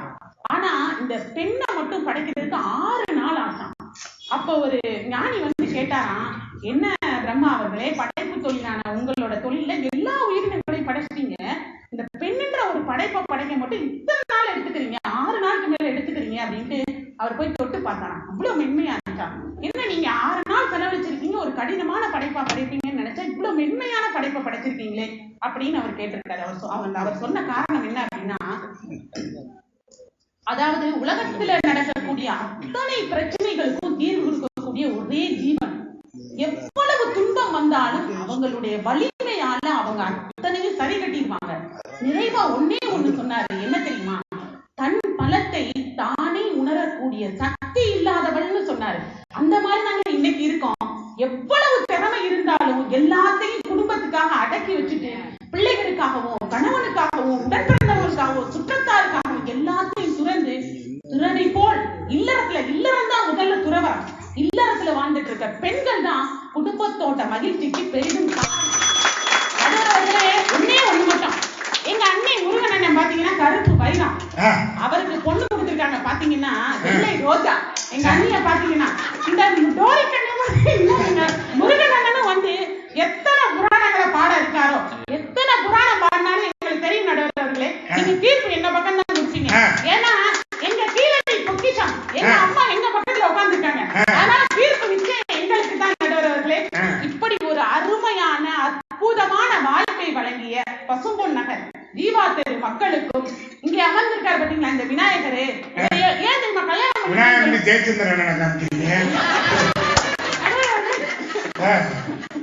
அந்த இருக்கட்டும், அவங்கதான் விநாயகர் தொண்டை முதற்கண்ணா செஞ்சுக்கிட்டு இருக்காங்க. எவ்வளவு அற்புதமா பெண்கள் எல்லாம் கோலம் போட்டு அவ்வளவு அழகா இருக்கு. அந்த விநாயகர் ஏன் திருமணம் செஞ்சுக்கலைன்னா அம்மாவை போல பொண்ணு வேணும்னு கேட்டாரு. எவ்வளவு அழைஞ்சாரு. அதுலயே ஒரு தாற்பயம் இருக்கு. அற்புதமான இந்த விநாயகர் சன்னதியில இப்படி ஒரு அழகான வாய்ப்பை கற்பகிரகத்துக்கு முன்னாடி நின்று பேசக்கூடிய ஒரு வாய்ப்பை வழங்கிய இந்த ஜீவாநகர் பொதுமக்களுக்கும் இந்த நிகழ்ச்சியை அற்புதமா ஏற்பாடு செஞ்சு இனி வரக்கூடிய எல்லா ஆண்டுகளும் எங்களுக்கான வாய்ப்பை வழங்கக்கூடிய இந்த நிகழ்ச்சியை சார்ந்த ஒருங்கிணைப்பாளர்களுக்கும் தலைவர்களுக்கும் அன்பர்களுக்கும் நண்பர்களுக்கும் ரொம்ப அமைதியா கேட்ட குழந்தைகளுக்கும் என்னுடைய நன்றியை சொல்லி என் உரையை நிறைவு செய்கிறேன். நன்றி. அடுத்த வருஷத்துக்கு வாய்ப்பை சேர்த்து வாங்கிட்டாங்க. அப்ளிகேஷன் இப்பயே போட்டாச்சுன்னே அப்புறம் அவங்க வந்தாங்க இவங்க வந்தாங்கன்னா சொல்லக்கூடாது. ஆமா, ரொம்ப அழகா பெண்களுக்கு இவ்வளவு வரவேற்பா எனக்கு ஆச்சரியமா இருக்கு. இந்த கூட இவர் தோத்துருவாங்க உங்களுக்கு மாறிக்கிட்டு இடத்துல எந்திரிச்சு பாக்குறாரு. டெபாசிட் அடி வாங்கிட்டு இருக்கீங்க பாருங்க. அப்படியே அப்ப அவ்வளவு எழுச்சி. அதாவது இவங்க பேசுறது அத்தனையும் சத்தியம், உண்மை. என்ன நிலைமை அது? அம்மாவை பேசுறியாங்க. சொர்க்கம் எங்கே இருக்கிறது? அது வயதான உன் தாயின் காலடியில் இருக்கிறதுன்னு நபிகள் நாயகம் சொல்றாங்க. சொர்க்கத்தை அங்கிட்டு அடையாதப்ப. பூலோக வைகுண்டம் பூலோக கைலாசம் எங்க இருக்குன்னா அம்மாவுடைய பாதத்துல இருக்கு. அதனாலதானே சொன்ன, தாயென்று ஒரு தெய்வம் வீட்டினிலே இருக்க நீ தனித்தனியா கோயில் குளம் அலைவதும் எதற்கு? அம்மாவின் பாதத்தில் தினம் கற்பூரம் கொளுத்து அவளை ஆனந்த கண்ணீரால் அபிஷேகம் நடத்தும். தாய் ஒரு புனிதமான ஒரு. அதனாலதான் தாய் இல்லாமல் நான் இல்லை, தானே எவரும் பிறந்ததில்லை, எனக்கு ஒரு தாய் இருக்கின்றார் என்றும் அவள் என்னை காக்கின்றாள். ரொம்ப அழகா தாயின் கிட்டத்தட்ட ரொம்ப எடுத்துக்கொண்டு வந்து வச்சிருக்கிறாங்க. அன்றாட அந்த குடும்பத்துல ஒரு தாய் எப்படி எல்லாம் இருக்கிறார், அந்த மகிழ்ச்சி குடும்பத்துல மகிழ்ச்சியை உருவாக்குறார். தனக்கு எவ்வளவு கஷ்டம் இருந்தாலும் கவலைப்பட மாட்டேன். கொரோனா வந்தப்ப அதிகமா வேலை பார்த்தது யாருன்னா முழுக்க வீட்டுல இருக்கிற பெண்கள் தான். அந்த பெண்கள் தான் குடும்பத்துல மகிழ்ச்சி பெருக உடைச்சாங்க. ஆனா ஒரு நாள் வீட்டுல இருக்குன்னா வீட்டுக்காரி மண்டையை பிடிச்சிக்குவா. 7 மணிக்கு டீ இங்க இருப்பேன், 9 மணிக்கு டிஃபனு, 10 மணிக்கு ஸ்நாக்ஸ், 11 மணிக்கு காஃபி, 12 மணிக்கு ஒரு சூப்பு படுத்து எடுத்துடுறது. எப்பா ஸ்கூலை திறக்க சொல்லுங்க, போயிட்டு வாங்க, ஸ்கூல் பக்கம் போயிட்டீங்கன்னா நான் நிம்மதியா இருப்பேன். இப்ப எவ்வளவு சிரமப்படுத்துறோம் அப்படிங்கிறத ரொம்ப அழகா சொல்லி இருக்கிறாரு. முருகன் பாக்குறாரு, மாரிக்கண்ணை வீசியே முடியல, நான் வேறையா வாங்க பத்மபாதன் முருகனை உற்சாகமான கரவடையோடு அழைக்கிறோம். உங்க மனைவி வெள்ளை ரோஜான்னு இருக்க ரொம்ப சிறப்பா இருப்பாங்களாம்ல. நாங்களும் அவங்க கணபதி திருவடி அனுதினம் அடிபணி விலகிடும் துயர்பினி வெற்றிதான் எப்போது இனி என்று மகா கணபதியான வரசக்தி விநாயகரின் பாதம் பணிந்து எங்கள் மதிப்புமிகு நடுவர் டாக்டர் சண்முக திருக்குமரன் ஐயா அவர்களையும் இரு அணி பேச்சாளர்களையும் மற்றும் பொதுமக்கள் ஆகிய உங்கள் அனைவரையும் பணிவுடன் வணங்கி என் உரையை துவங்குகிறேன். குடும்பத்தில் மகிழ்ச்சிக்கு பெரிதும் உதவுபவர்கள் ஆண்களே என்ற அணியில் பேச வந்துள்ளேன். அக்கா பேசினாங்க, ஒட்டகச்சிங்க நாங்க அவங்க நம்ம குட்டையா இருக்கிற மாதிரி அவங்க உயரத்தை பார்த்துட்டு தான் ஜெயச்சந்திரனே அக்கான்னு சொன்னாரு. அதாவது வந்தோடனே பாட்டு மாறிட்டாங்க, வந்த துன்பம் எது நின்றாலும் வாடி நின்றால் ஓடுவதில்லை. இதுதான் எங்க நிலைமை. ஆண்களுடைய நிலைமையே இந்த வந்த துன்பம் யார் தெரியுமா? பெண்கள் தான். இவங்க தான் அதை அவங்களே ஒத்துக்கிட்டாங்க. அவங்களே பாட்டு பாடி வந்த வந்த துன்பமே நீங்கதானே அவங்களே ஒத்துக்கிட்டாங்க. அது சொன்னாங்கய்யா, நீங்க ஆரம்பிக்கிறப்ப சொன்னீங்கயா இந்த பொண்ணு பார்க்க போனையான்னு கேட்டீங்க. நான் பொண்ணு பார்க்க போனேன். பொண்ணு பார்க்க போனப்ப என்னுடைய சகோதரி சொன்ன மாதிரி வெள்ளை ரோஜா என் மனைவி. அன்னைக்கு பார்த்துட்டு மண்டை ஆடினவன் தான் 20 வருஷமா இன்னைக்கு மண்டையை மட்டும் தான் ஆடிக்கிட்டு இருக்கேன். நான் கூட பரவாயில்ல, எனக்கு கூட எங்க அப்பா அம்மா தான் பொண்ணு பார்த்து அண்ணன் பொண்ணு பார்த்து கட்டி வச்சாங்க. இவர் பாவம் லவ் மேரேஜ், அவரா போய் கண்டுட்டாரு. என்ன செய்ய முடியும்? என்ன செய்ய முடியாது? எனக்கு கூட பரவாயில்ல, என்னுடைய குடும்பத்தில் அனைவரும் இருந்தாங்க. ஆனா இவரு அவரா உள்ள இருந்தாரு, இப்ப வருத்தப்பட்டு இருக்காரு. குடும்ப கலாச்சாரத்தை சொன்னார்கள். குடும்ப கலாச்சாரத்திற்கு இன்று உலக அளவில் நம்முடைய தமிழ் கலாச்சாரம் தலை நிமிர்ந்து நிற்கிறது என்றால் அதுக்கு காரணம் நம்முடைய குடும்ப கலாச்சாரம் சொன்னாங்க. அதுக்கு காரணம் ஆண் தாங்க. ஒரு ஆண் எந்த வீட்டுல உருப்படியாக ஒழுங்காக இருக்கிறானோ, ஏன்னா பெண்ணை அப்படிதான் இருப்பாங்க. பெண் என்பவர் கட்டமைக்கப்பட்டவர், இந்த சமுதாயத்துல கட்டமைக்கப்பட்டவர். சொல்லணும்ல, அதாவது பொண்ணு பார்க்க போனா சொல்லுவாங்க குடும்பம்னா வீட்டுல உள்ளவங்க எல்லாம் சொல்லுவாங்க குடும்பம்னா 4 தான் இருக்கும், குடும்பம்னா 4 தான் இருக்கும். ஆனா நம்ம கல்யாணம் ஆகி வந்ததுக்கு அப்புறம் தான் தெரியுது குடும்பமே 4 இருக்கும். இந்த மக்கள் அது அப்புறம் தான் தெரியுது. இருந்தாலும் இழுக்கிறப்பல இந்த கட்ட வண்டி இழுத்த மாதிரி இந்த மனுஷங்களை வச்சு நம்மளும் இழுக்கதானே செய்யறோம். ஆண்களுக்கு குடும்பமே 4 இருந்தால் 50 வருஷம் எப்படி குடும்ப கலாச்சாரம் இருக்கும் யோசிச்சு பாருங்க. பெண்கள் என்பவர்கள் கட்டமைக்கப்பட்டு விட்டார்கள். ஆனால் எந்த ஒரு வீட்டில் ஆண் ஒழுங்காக இருக்கிறானோ அந்த குடும்பம் தான் சிறந்து இருக்கும். அப்படி சிறந்து இருக்கிறதுனாலதான் இன்னைக்கு 50 வருஷமா நீங்க சொன்னீங்க உலக அளவில் நம்முடைய குடும்ப கலாச்சாரம் தலை நிமிர்ந்து நிற்கிறது என்றால் அங்க ஆணின் பங்கு ரொம்ப அவசியம். கண்டிப்பா நான் ஏற்றுக்கொள்கிறேன். கண்டிப்பா ரொம்ப அவசியம், வேற வழி இல்லை. ஆமா. அடுத்து சொன்னாங்க தாய் மீனாட்சி ஆட்சி மாதிரி நடக்குது. ஆமா, 3 வருஷம் தான் நடக்குது. உங்க 4 வருஷம் விட்டு கொடுத்திருக்கோம்ல, 4 மாசம் வேற வரையில விட்டு கொடுத்தா ஆகணும். எல்லா பழைய போய் இந்திரன் கூட ஜெயிச்சு போனீங்க. சிவலோகத்தில் சிவனை பார்த்தவுடன் உங்கள் தனங்கள் மாறி மறைந்து நீங்கள் தலை குடியவில்லையா? எங்க அப்பனை ஜெயிக்க முடியாதுல்ல. ஜெயிக்க முடியல. ஆனா ஜெயிக்க முடிந்ததா? முடியாது. அதனாலதான் எங்க அப்பனுக்கு 8 மாசம். அன்று தலை குனிந்த மீனாட்சி தான் இன்று வரைக்கும் தலை குனிச்சுதான் இருக்கீங்க. 8 மாதம் இங்கே சிவனின் ஆட்சி தான் நடைபெறுகிறது. சுவாமியுடைய ஆட்சி தான் நடைபெறுகிறது. தாரம் தாரம் தாரம் கேட்டா விட்டு கொடுத்தாங்க. என் சொக்கனுக்கு வேற இடமே இல்லையா? சொக்கன் தான் 4 மாசம் விட்டு கொடுத்துருக்கேன் அவங்களுக்காக. அவன் டோட்டல் 20 years குட்டையை எடுக்க போறேன். 50 பவுன் தாரம், அதாவது 50 பவுன் தர்றீங்க, நாங்க அனுபவிக்க முடியாது. எப்ப அதாவது மனைவியின் கையில இருந்து ஒருத்தன் ஒரு செயினை வாங்கி அடை வச்சுதான் வச்சுக்கோங்களேன், அவன மாதிரி ஒரு அடிமை இந்த உலகத்துல எதுவுமே கிடையாது. நிரந்தர அடிமை. அதே மாதிரி இந்த பெண்கள் வேலைக்கு போறவங்க அதேதான். பெண்கள் வேலைக்கு போய் ஆண் வீட்டுல இருக்கிறவங்க அவங்களுடைய நிலைமையை யோசிச்சு பாக்குறீங்க. அடையப்பா, ஏன்னா சம்பாதித்து கொடுக்க ஆரம்பித்து விட்டார்கள் என்றால் பதில் சொல்ல முடியுமா? சும்மாவே விஷ வைக்கிறேன்றாங்க. விஷ வைக்கிறேன்றாங்க. ஒரு ஆண் என்பவர் என்ன, அதாவது பெண் என்பவர் பேஸ்மெண்ட் வச்சுருவோம். ஆண் என்பவர் அந்த பேஸ்மெண்ட்டையும் காக்கிற சென்ட்ரிங். அவன் தான் வேலையையும் மழையையும் பனியையும் தாங்கி குடும்பத்தை காப்பாற்றான். அதான உண்மை. அந்த பாதுகாப்பாக இருக்கணும். ஆண் என்பவர் உறுதியாக இருக்க வேண்டும். அந்த எப்படி சென்ட்ரிங் என்பது ஒரு வீட்டில் உறுதியாக இருந்தால்தான் அந்த பேஸ்மெண்ட்டையும் அந்த வெயிலிருந்து பனியிலிருந்து மழையிலிருந்து தன் முதுகில் தாங்கி கொண்டு கஷ்டங்களை தாங்கி கொண்டு குடும்பத்தை காப்பாற்ற அதுதாங்க ஆணு. அப்ப பேஸ்மெண்ட் வீக்குங்கிறீங்க. பேஸ்மெண்ட் சேர்த்து தாக்கக்கூடியவங்க. பேஸ்மெண்ட் வீக், பில்டிங் ஸ்ட்ராங், ஆண்கள் ஸ்ட்ராங். எப்பயுமே அதாவது சம்பாதித்து தருவது மட்டுமல்ல, அனைத்து விதமான துன்பங்களையும் ஏற்றுக்கிறான். ஆண் என்பவன் ஒரு அறம். ஆண் இல்லாத என்ன யோசிச்சு பாருங்க. ஒரு சின்ன அதாவது இன்சியல் ஒரு ஆண் வெளிநாடுகளில் வேலைக்கு போயிருப்பாங்க. அல்லது ஆண் இல்லாத வீட்டுல செருப்பை கழட்டி போட்டிருப்பாங்க. நாளைக்கு சட்டையை கழட்டி துவச்சு அதை போட்டுட்டே இருப்பாங்க. ஏன்னா ஆண் என்பவன் அரண், அவன் தான் எந்த இடத்தில் அரண் என்பது செக்யூரிட்டிக்கா. அவர்களே, ஆண்கள் வந்து வெளிநாட்டுல போய் சட்டையை கழட்டி போட்டுறீங்க, செருப்பு கழட்டி போட்டுறீங்க.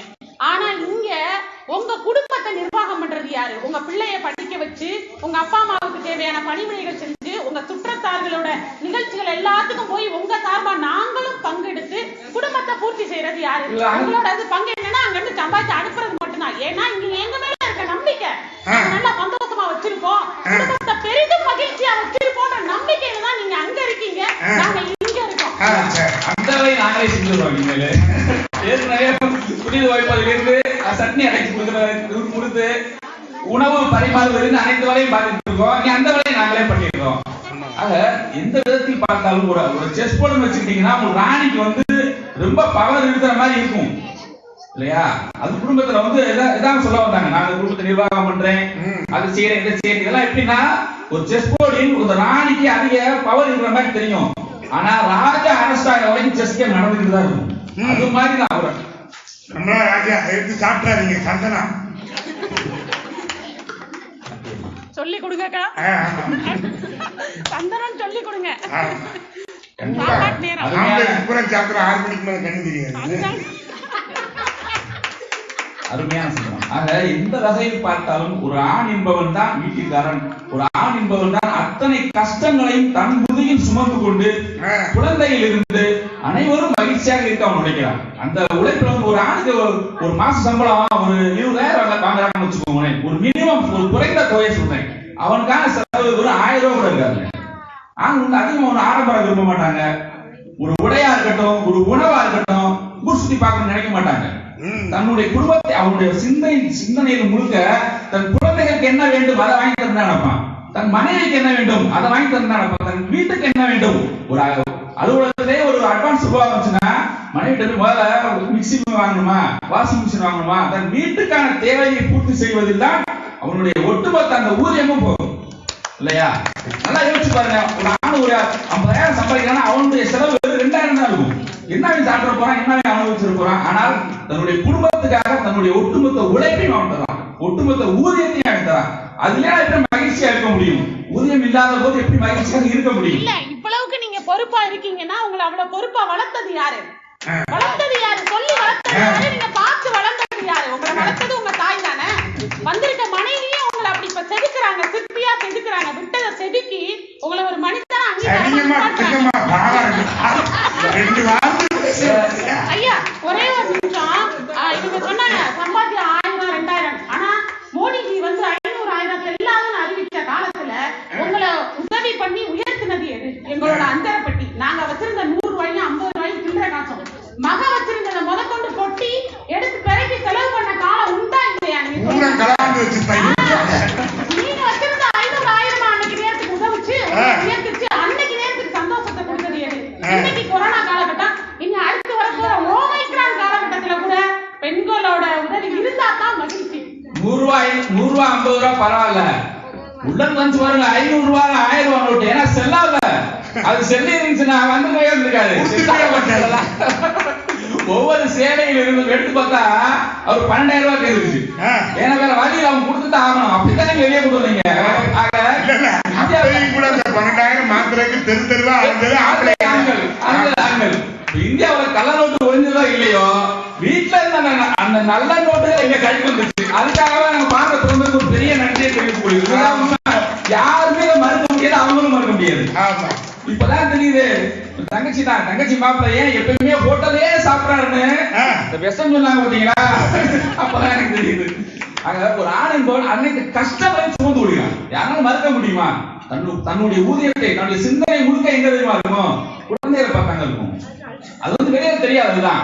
அம்மா வந்து என்னென்ன செய்வாங்க, சொல்லிக்கிட்டே இருப்பாங்க. ஒரு தடவை தான் ஒண்ணு செஞ்சிருப்பாங்க ஒரு குழந்தைக்கு வந்து. ஆனா வருடம் முழுவதும் அதை சொல்லி காட்டுவதில் இந்த பெண்கள், முக்கியமா அம்மாவுக்கு நிகர் யாருமே கிடையாது. ஆனால் அப்பாவின் அன்பு அது வெளியில தெரியாது. ஆனால் அனைத்து கஷ்டங்களையும் சுமந்து கொண்டு அவர்தான் மகிழ்ச்சிக்கு கண்டிப்பாக வழிவகுத்தார் என்று கூறி பணியுடன் எனது உரையை நிறைவு செய்கிறேன். நன்றி, வணக்கம். சூடு பறக்குது. மாரிக்கண்ணை தொடங்க அடுத்து பத்மா வர, திரும்ப பத்மா விடுற மாதிரி இல்ல. நீ வீட்டுக்கு போற வரைக்கும் மாயனை உங்களை இருங்களா அப்படின்னு ஒரு முடிவுல இருக்காங்க. ரொம்ப நமக்கு ஒரு AK-47 பாதுகாப்பு பட தேவைப்படுது. ஆமா, அது நம்ம ரொம்ப கவனமா தான் போனோம்னா, நீங்க வேற லவ் மேரேஜ்னு சொல்லிட்டாங்க, ரொம்ப கவனமா இருக்கணும். ஆமா, அழகா அற்புதமா, அதாவது குடும்பத்தை தாங்குகிற, நான் அடிக்கடி அதை சொல்றது உண்டு. ஒரு குடும்பத்தினுடைய அதாவது என்ன அப்படின்னா, எல்லாத்தையும் பட்ஜெட் போட்டு அதை ரொம்ப சிக்கனமாக அந்த குடும்பத்தை எப்ப நமக்கு பெண்கள் பொறுத்த வரைக்கும் அவர் குறை சொல்லல. என்ன நடக்குது அப்படின்னா, வீடுகள்ல திரும்ப ஒரு தீபாவளி வருதுன்னா யோசிச்சு பார்க்கணும். தீபாவளி வந்தா புள்ள துணி எடுக்கணும், மனைவிக்கு துணி எடுக்கணும், எல்லாம் எடுக்கணும். அதுக்கு அவர் எத்தனை பேர்கிட்ட கடன் கேட்டிருப்பாருன்னு உங்களுக்கு தெரியாது. அதுதான் அவர் சொல்றாரு, என்னுடைய அடி நாதம் என்னன்னு உங்களுக்கு தெரியல அப்படின்னு வச்சிருக்கிறார். மறுக்கணும், நம்ம முடிச்சுக்கலாமா இல்ல மறுக்கணுமா? விட மாட்டாங்க. இந்த 7 நாள் நமக்கு சிறப்பாக நடத்தி கொடுத்து காவல்துறையிடம் அனுமதி வாங்கி கொடுத்த கிட்டத்தட்ட ஒரு 2-3 நாள் அமைஞ்சாரு. என் வீட்டு மாட்டில தான் கொடுக்கிறாரு சங்கர். அவரை வேலைக்கு போய் அன்பு கொடுக்கிறேன். சங்கர் அவருக்கு குட்டி அவர்கள் மரியாதை செலுத்தி இந்த பொன்னாடை கொடுத்துவார்கள். அவர்கள் எல்லாம் இந்த கூட்டம் 7 நாளைக்கு நம்ம நடத்திருக்க முடியாது. எனவே அவருக்கு ஒரு கரவழி கொடுக்கும்படி அனுமதி கேட்கிறேன். பாத்தீங்களா, இந்த நிகழ்ச்சி நடத்துறதுக்கு ஒரு ஆண் தான் உதவி இருக்கிறார். மாட்டிக்கிட்டீங்களா? வாங்க, திரு சங்கர் அவர்கள், நல்ல உண்மையிலே அவருக்கு நம்ம நன்றி பாராட்டணும். இந்த ஆண்டுல நம்மெல்லாம் உட்கார வச்சு நம்ம எல்லாம் பேச வச்சிருக்கக்கூடிய நண்பர் சங்கர் அவர்கள் கூட ஆய்வாளர் வந்துட்டு போனாங்க. கூட்டம் எப்படி நடக்குது அப்படிங்கிறத ஒரு பார்வை பார்த்து போயிட்டாங்க. நான் கூட சொன்னேன், அவரை கூப்பிட்டுக்கலாம், அவருக்கு ஒரு மரியாதை இருந்துங்க. இல்ல அவர் இன்னைக்கு ஊரடங்குனால எனக்கு டூட்டி போட்டுட்டாங்க, நான் இங்க இருக்கக்கூடாது, தயவு செய்து நான் வந்துட்டு போனதா மட்டும் நீங்க சொல்லுங்க. நாங்க உண்மையிலே அந்த காவலருக்கும் எங்கள் போலீஸ் சார்பாக நன்றியை தெரிவிக்கிறேன். நாளைக்கு அவர்கிட்ட நான் சங்கத்தை மரியாதையை நான் கொடுத்துக்கிறேன். தேங்க்யூ. இதுக்கப்புறமும் பேசணுமா? சரி, வாங்க, மைக்கு கூட இறக்கி வச்சுக்கீங்க. இறங்க மாட்டாங்க, இறங்க மாட்டாங்க. அருகும் புள்ளை அள்ளி ஆணைமுகன் உனக்களிக்க பெருகும் பொன்னை அள்ளி பெருமையுடன் தருபவன் நீ. உருகும் உன்னை உருகி வணங்குகிறோம். அருகில் என்னை கற்பகமே என கவிப்பெருமக்கள் வர்ணித்த மூல முதற் கடவுள் நம் விநாயக பெருமானை வணங்கி இன்றைய தலைப்பை நான் தொடங்குகிறேன். அதற்கு முன் நடுவர் ஐயா அவர்களுக்கும் மற்றும் பட்டிமன்ற பேச்சாளர் பெருமக்களுக்கும் மற்றும் கூடியிருக்கும் பெருமக்களுக்கும் என் பணிவான வணக்கத்தை தெரிவித்துக் கொள்கிறேன். ஐயா, இன்னைக்கு தலைப்பு பாத்தீங்கன்னா, குடும்பத்தில் மகிழ்ச்சி பெருக உதவுபவர்கள் ஆண்களா பெண்களா அப்படின்னு. இதுல என்ன உங்களுக்கு சந்தேகம்? எனக்கு சந்தேகம் இல்லம்மா, நான் தான் அர்த்தநாரின்னு சொல்லிட்டு இருக்கேன். ஐயா, இங்க கூட இருக்கிற பெண்களோட கூட்டத்தை பார்த்தாலே தெரியலையா நாங்க தான் இதுல மெஜாரிட்டி அப்படின்றது. அதாவது நீங்க கேட்ட கேள்விக்கு பதில் எங்க கிட்ட இருக்கு. சும்மா மாரிக்கண்ணன் அண்ணனும் முருகன் சார் பேசிட்டு போயிட்டாங்க. அதையும் மாரிக்கண்ணன் அண்ணன் ஒட்டுமொத்த ஆண்களின் மனசாட்சியா எந்த ஊர்ல மனசாட்சி போய் பேசிச்சு? வெள்ளையாக்க போய் சொல்ல மாட்டாங்க, அதுக்கு ஆப்போசிட் என்ன கருப்பா இருக்கிறவங்க போய் பேசுவாங்க. அதையும் போய் சொல்லிட்டு போயிருக்காங்க. பொய்யா வண்டியா விட்டுருக்காங்க. அதாவது இவங்க 2 பேரை பார்க்கும் போது பூனை மாதிரி இருக்கு. ஏன்னு கேட்கணும். ஏன்னா பூனை தான் கண்ணை மூடிக்கிட்டா உலகம் இருந்துச்சுன்னு நினைக்குமா. அந்த மாதிரிதான் அவங்க சொல்லிட்டு போயிருக்காங்க, குடும்பத்தின் மகிழ்ச்சி பெருக உதவுவர்கள் ஆண்கள் தான் அப்படின்னு. மனசாட்சியை தொட்டு சொல்லுங்க, பெண்கள் இல்லாத வாழ்க்கையை உங்களால யோசிச்சு பார்க்க முடியுமா? இவ்வளவு சந்தோஷமா மகிழ்ச்சியா ஆனந்தமா குதூகலமா இங்க நீங்க பேசிட்டு போறீங்கன்னா காரணம் யாரு? எங்க அக்கா மாதிரி தானே. உங்களை இத்தனை வருஷமா உங்களுக்கு சாப்பாடு போட்டு துணிமணி எல்லாம் அயன் பண்ணி கொடுத்து உங்களை ஆபீஸ்க்கு அனுப்பிச்சா உங்களை இவ்வளவு கண்காணாம வச்சிருக்கோமே, அது காரணம் யாரு? நீங்க எப்படி வேற கிளம்பிட்டீங்களாமா? கண்கலங்காம வச்சிருக்கீங்களா? ஐயா, நல்லதுக்கே காலம் இல்லைங்கய்யா. நாங்க உருகி ஓடா தேதி உங்களுக்கு கொடுத்த கைமாற பாத்தீங்களா, பட்டுன்னு ஆண்கள் தான் அப்படின்னு சொல்லிட்டு போயிட்டாங்க பாருங்க. மனசாட்சி கொஞ்சம் கூட இல்லைங்கய்யா. எங்கேயோ இந்த மனசாட்சி அடகு வச்சுட்டு பேசுவாங்க. அந்த மாதிரிலாம் 2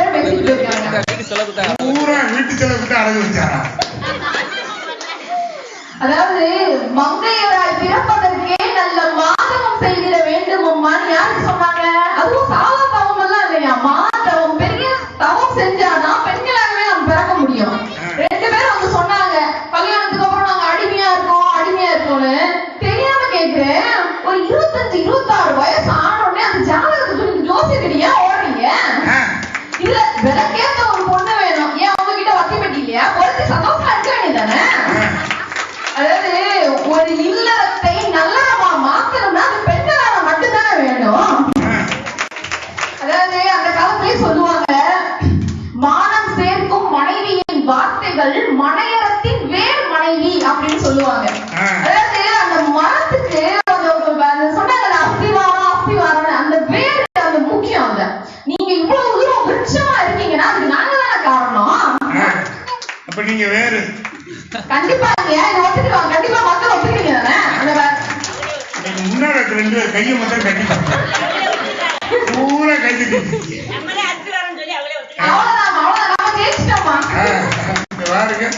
அதாவது மனைவிக்கு இன்னொரு பேர் இல்லாள் அப்படின்னு சொல்லுவாங்க. அதாவது இல்லத்தை நிர்வகிக்கக்கூடியவள் அப்படின்னு. எங்க ஆண்கள் சொல்லு பாருங்க, இல்லாள். அங்க ஒண்ணு இல்ல, நமக்கு மையம் ஒண்ணும் இல்ல. அது இல்லால் ஏன் தெரியுமா வச்சாங்க? காலையில எந்திரிச்சோன்னு என்னங்க அரிசி டப்பா காலியா இருக்கு, பருப்பு இல்ல, வீட்டுல காபி தூள் இல்ல, வீட்டுல பால் இல்ல.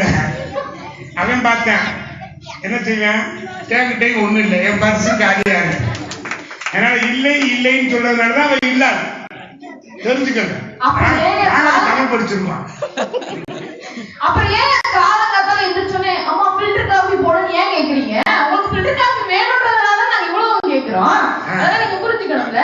அதுலயும் முருகன் சார் குடும்பத்துக்காக உழைக்கிறாராம். நம்மளுக்கு என்ன தலைப்பு, நம்மளுக்கு மகிழ்ச்சியை யார் கொடுக்குறா? அண்ணனுக்கு முத்தா 3 பொம்பளை பிள்ளைங்க. நல்லா யோசிச்சு பாருங்க, அந்த பிள்ளைகளால மட்டும்தானே அவருக்கு சந்தோஷமேவும். அதுவும் நம்ம மதுரை மாநகர்ல இருக்கோம். நம்மளுக்கு முதல் பிள்ளை பிறக்கும் போது நம்ம என்ன சொல்லிருப்போம்?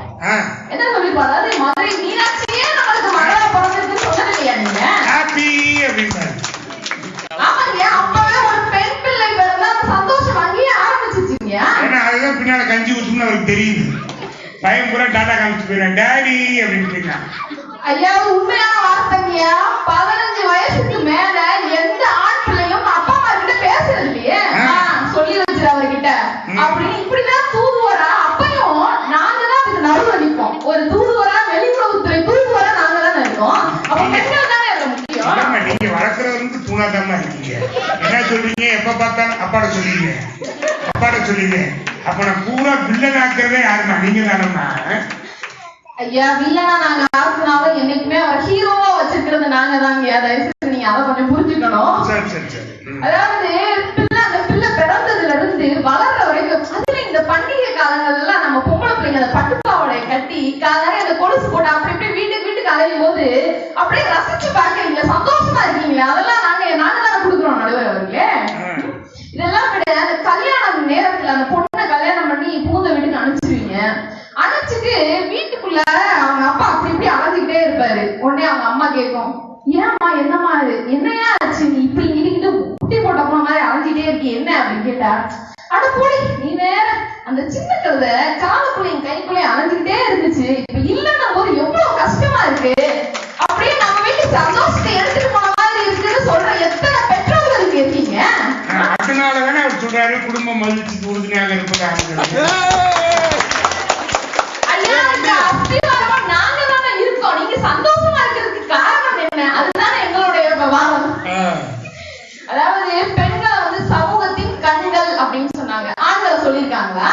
ஏன்னா நம்ம உடல் பகுதியில கண்கள் தான் ரொம்ப முக்கியம். இந்த உலகத்தை நீங்க பாக்குறதுக்கும் ரசிக்கிறதுக்கும் காரணமே பெண்கள் தானே.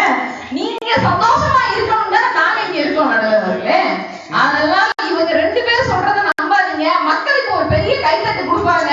அந்த கைத்தட்டை வச்சு நீங்க முடிவு பண்ணிக்கோங்க. பெண் குடும்பத்தில் மகிழ்ச்சி பெருக உதவுபவர்கள் பெண்கள் தான் என்று கூறி வாய்ப்பளித்த அனைத்து நல்லுள்ளவர்களுக்கும் நன்றியை தெரிவித்துக் கொள்கிறேன். நன்றி, வணக்கம்.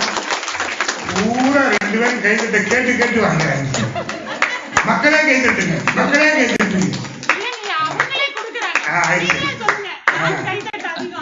ரெண்டாவது சுத்தமா வேணாம்ப்பா.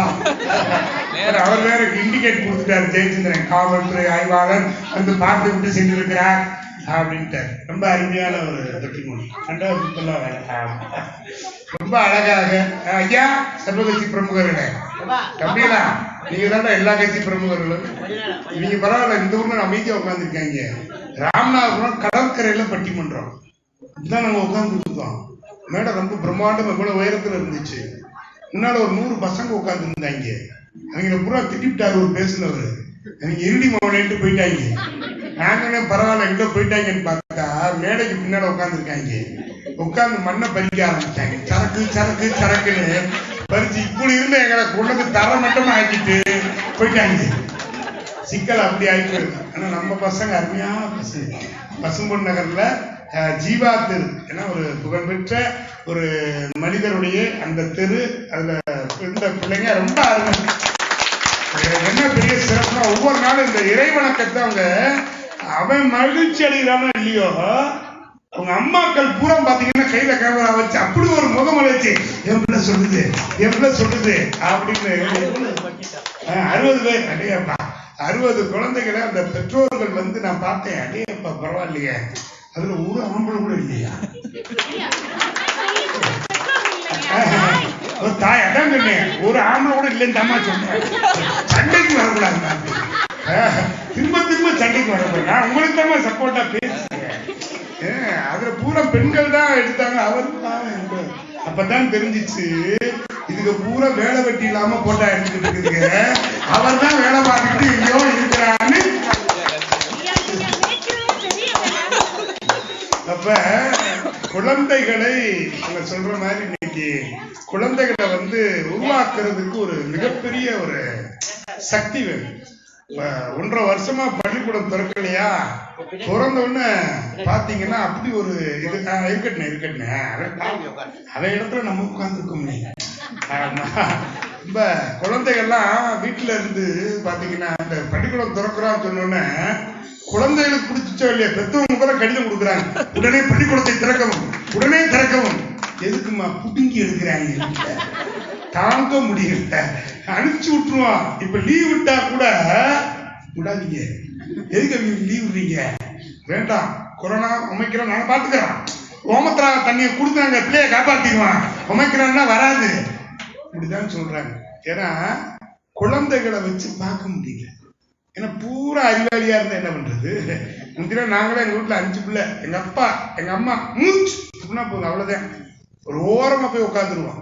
எப்ப சோறு போடுறாங்களோ அப்பதான் சாப்பிடவே வருவோம்.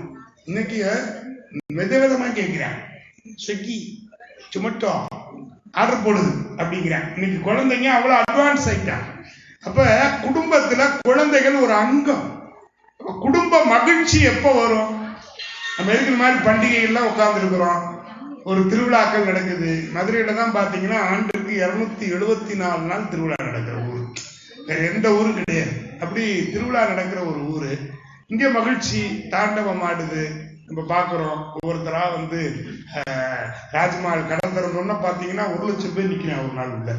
அவர் முதலாளி அழுகுறாரு, ஐயோ என் கிடையே முடிவாங்க போல தெரியுது. பூரா ஒரு சேலை எடுக்க 20 பேர் போறாங்க. பூரா பெண்கள் கூட்டம் நல்லா மோதுது. சேலை எடுக்கிற பட்டு சேலை கடன் பட்டு துன்பப்பட்டு துயரப்பட்டு ஒரு பட்டு வாங்குறாங்க. அதுக்கு பேர் தான் ராஜ்மஹால் பட்டுன்றாங்க. பட்டு வாங்குறோம், தீபாவளி நான் பட்டு, பொங்கல் நான் பட்டு, அடே அப்பா அதுக்கு நல்ல பேர் வச்சிருக்கேன். கடன் பட்டு துன்பப்பட்டு துயரப்பட்டு ஒரு பட்டு. ஆமா அதுதான் அந்த பட்டு. அது எதுக்கு? உடனே பத்மா அக்கா சொல்றாங்க, அக்கா பத்மா அக்கா சொல்றாங்க, நாங்க பட்டு புடவை எதுக்கு தெரியுமா எடுக்கிறோம்? அந்த புடவை நாங்க பொம்பளை பிள்ளைய கத்து வச்சிருக்கிறோம். பொம்பளை பிள்ளை வளரும் போது அது 2ஆ கிழிச்சு பாவடையா போடுவோம், பட்டு பாவடை கொடுப்போம். உங்க இத்து போன வேட்டியை வச்சு நாங்க என்ன பண்ண முடியும்? இட்லி திணிக்கு கூட ஆக மாட்டேது அப்படிங்க. இத்து போன வேட்டி பேர் வச்சிருக்காங்க பாருங்க, இத்து போனவன் செல்லரிச்சு போனவன். நீங்க யோசிச்சு பாருங்களேன், பொண்ணு கல்யாணத்தை வச்சுக்கோங்க. ஒரு பெண்ணுக்கு மகிழ்ச்சின்னா அப்பா வந்து கல்யாணம் பண்ணி கொடுக்குறாரு. கல்யாணம் பண்ணி கொடுக்குறப்ப பாத்தீங்கன்னா பொண்ணை விட பொண்ணோட அம்மா அவங்க இருக்காங்க. நேரம் அங்கேதான் பியூட்டி பார்லர் முதல்ல போறாங்க. ஒருத்தர் பஞ்ச பராரியா மஞ்சள் பை வச்சுட்டு ஒருத்தர் திரிவான் பாருங்க, அவன் யாருன்னா பொண்ணை பெற்ற அப்பனா தான் இருந்தான். அவன் தான் ஓடுனான். பந்தி எத்தனை இருக்கு, எவ்வளவு பேருக்கு சாப்பாடு இருக்கு, மொய் எவ்வளவு வந்திருக்கு, இப்படி ஓடிக்கிட்டே ஒருத்தர் இருக்கான். பொண்ணோட அம்மா இப்படியே போஸ் கொடுத்துட்டு எதை பத்தியும் கண்டுக்காது, எந்த வேலையும் பார்க்காது. எல்லாம் முடிச்சுட்டு என்னங்க நீங்க ஒரு வாய் காப்பி சாப்பிட்டீங்கன்னா கூட கேட்க மாட்டாங்க. நீங்க கல்யாண வீட்டுக்கு போயிட்டாலே நமக்கு நல்லா தெரியும், இந்த மஞ்சள் பையோட ஒருத்தன் கிறுக்கு பிடிச்சி தெரியுறான்னா அவன் அந்த வீட்டு ஆம்பளையா தான் இருப்பான். ஒத்துக்கிறோமா இல்லையா? அவன் தான் அவனுக்கு ஒரு சட்டை எடுக்க மாட்டாங்க. அவன் இருக்கிறது இருக்கட்டுமா, நான் நல்ல சட்டையா போட்டுக்கேன். எங்க அப்பாலாம் நாங்க சின்ன பிள்ளை 5 பேர் நாங்க, எங்களை ஹோட்டலுக்கு கூப்பிட்டு போவார். காலேஜ் ஹவுஸுக்கு தான் போவோம் சாப்பிட. அப்போ வந்து அங்கே தோசை ரொம்ப நல்லா இருக்கும்.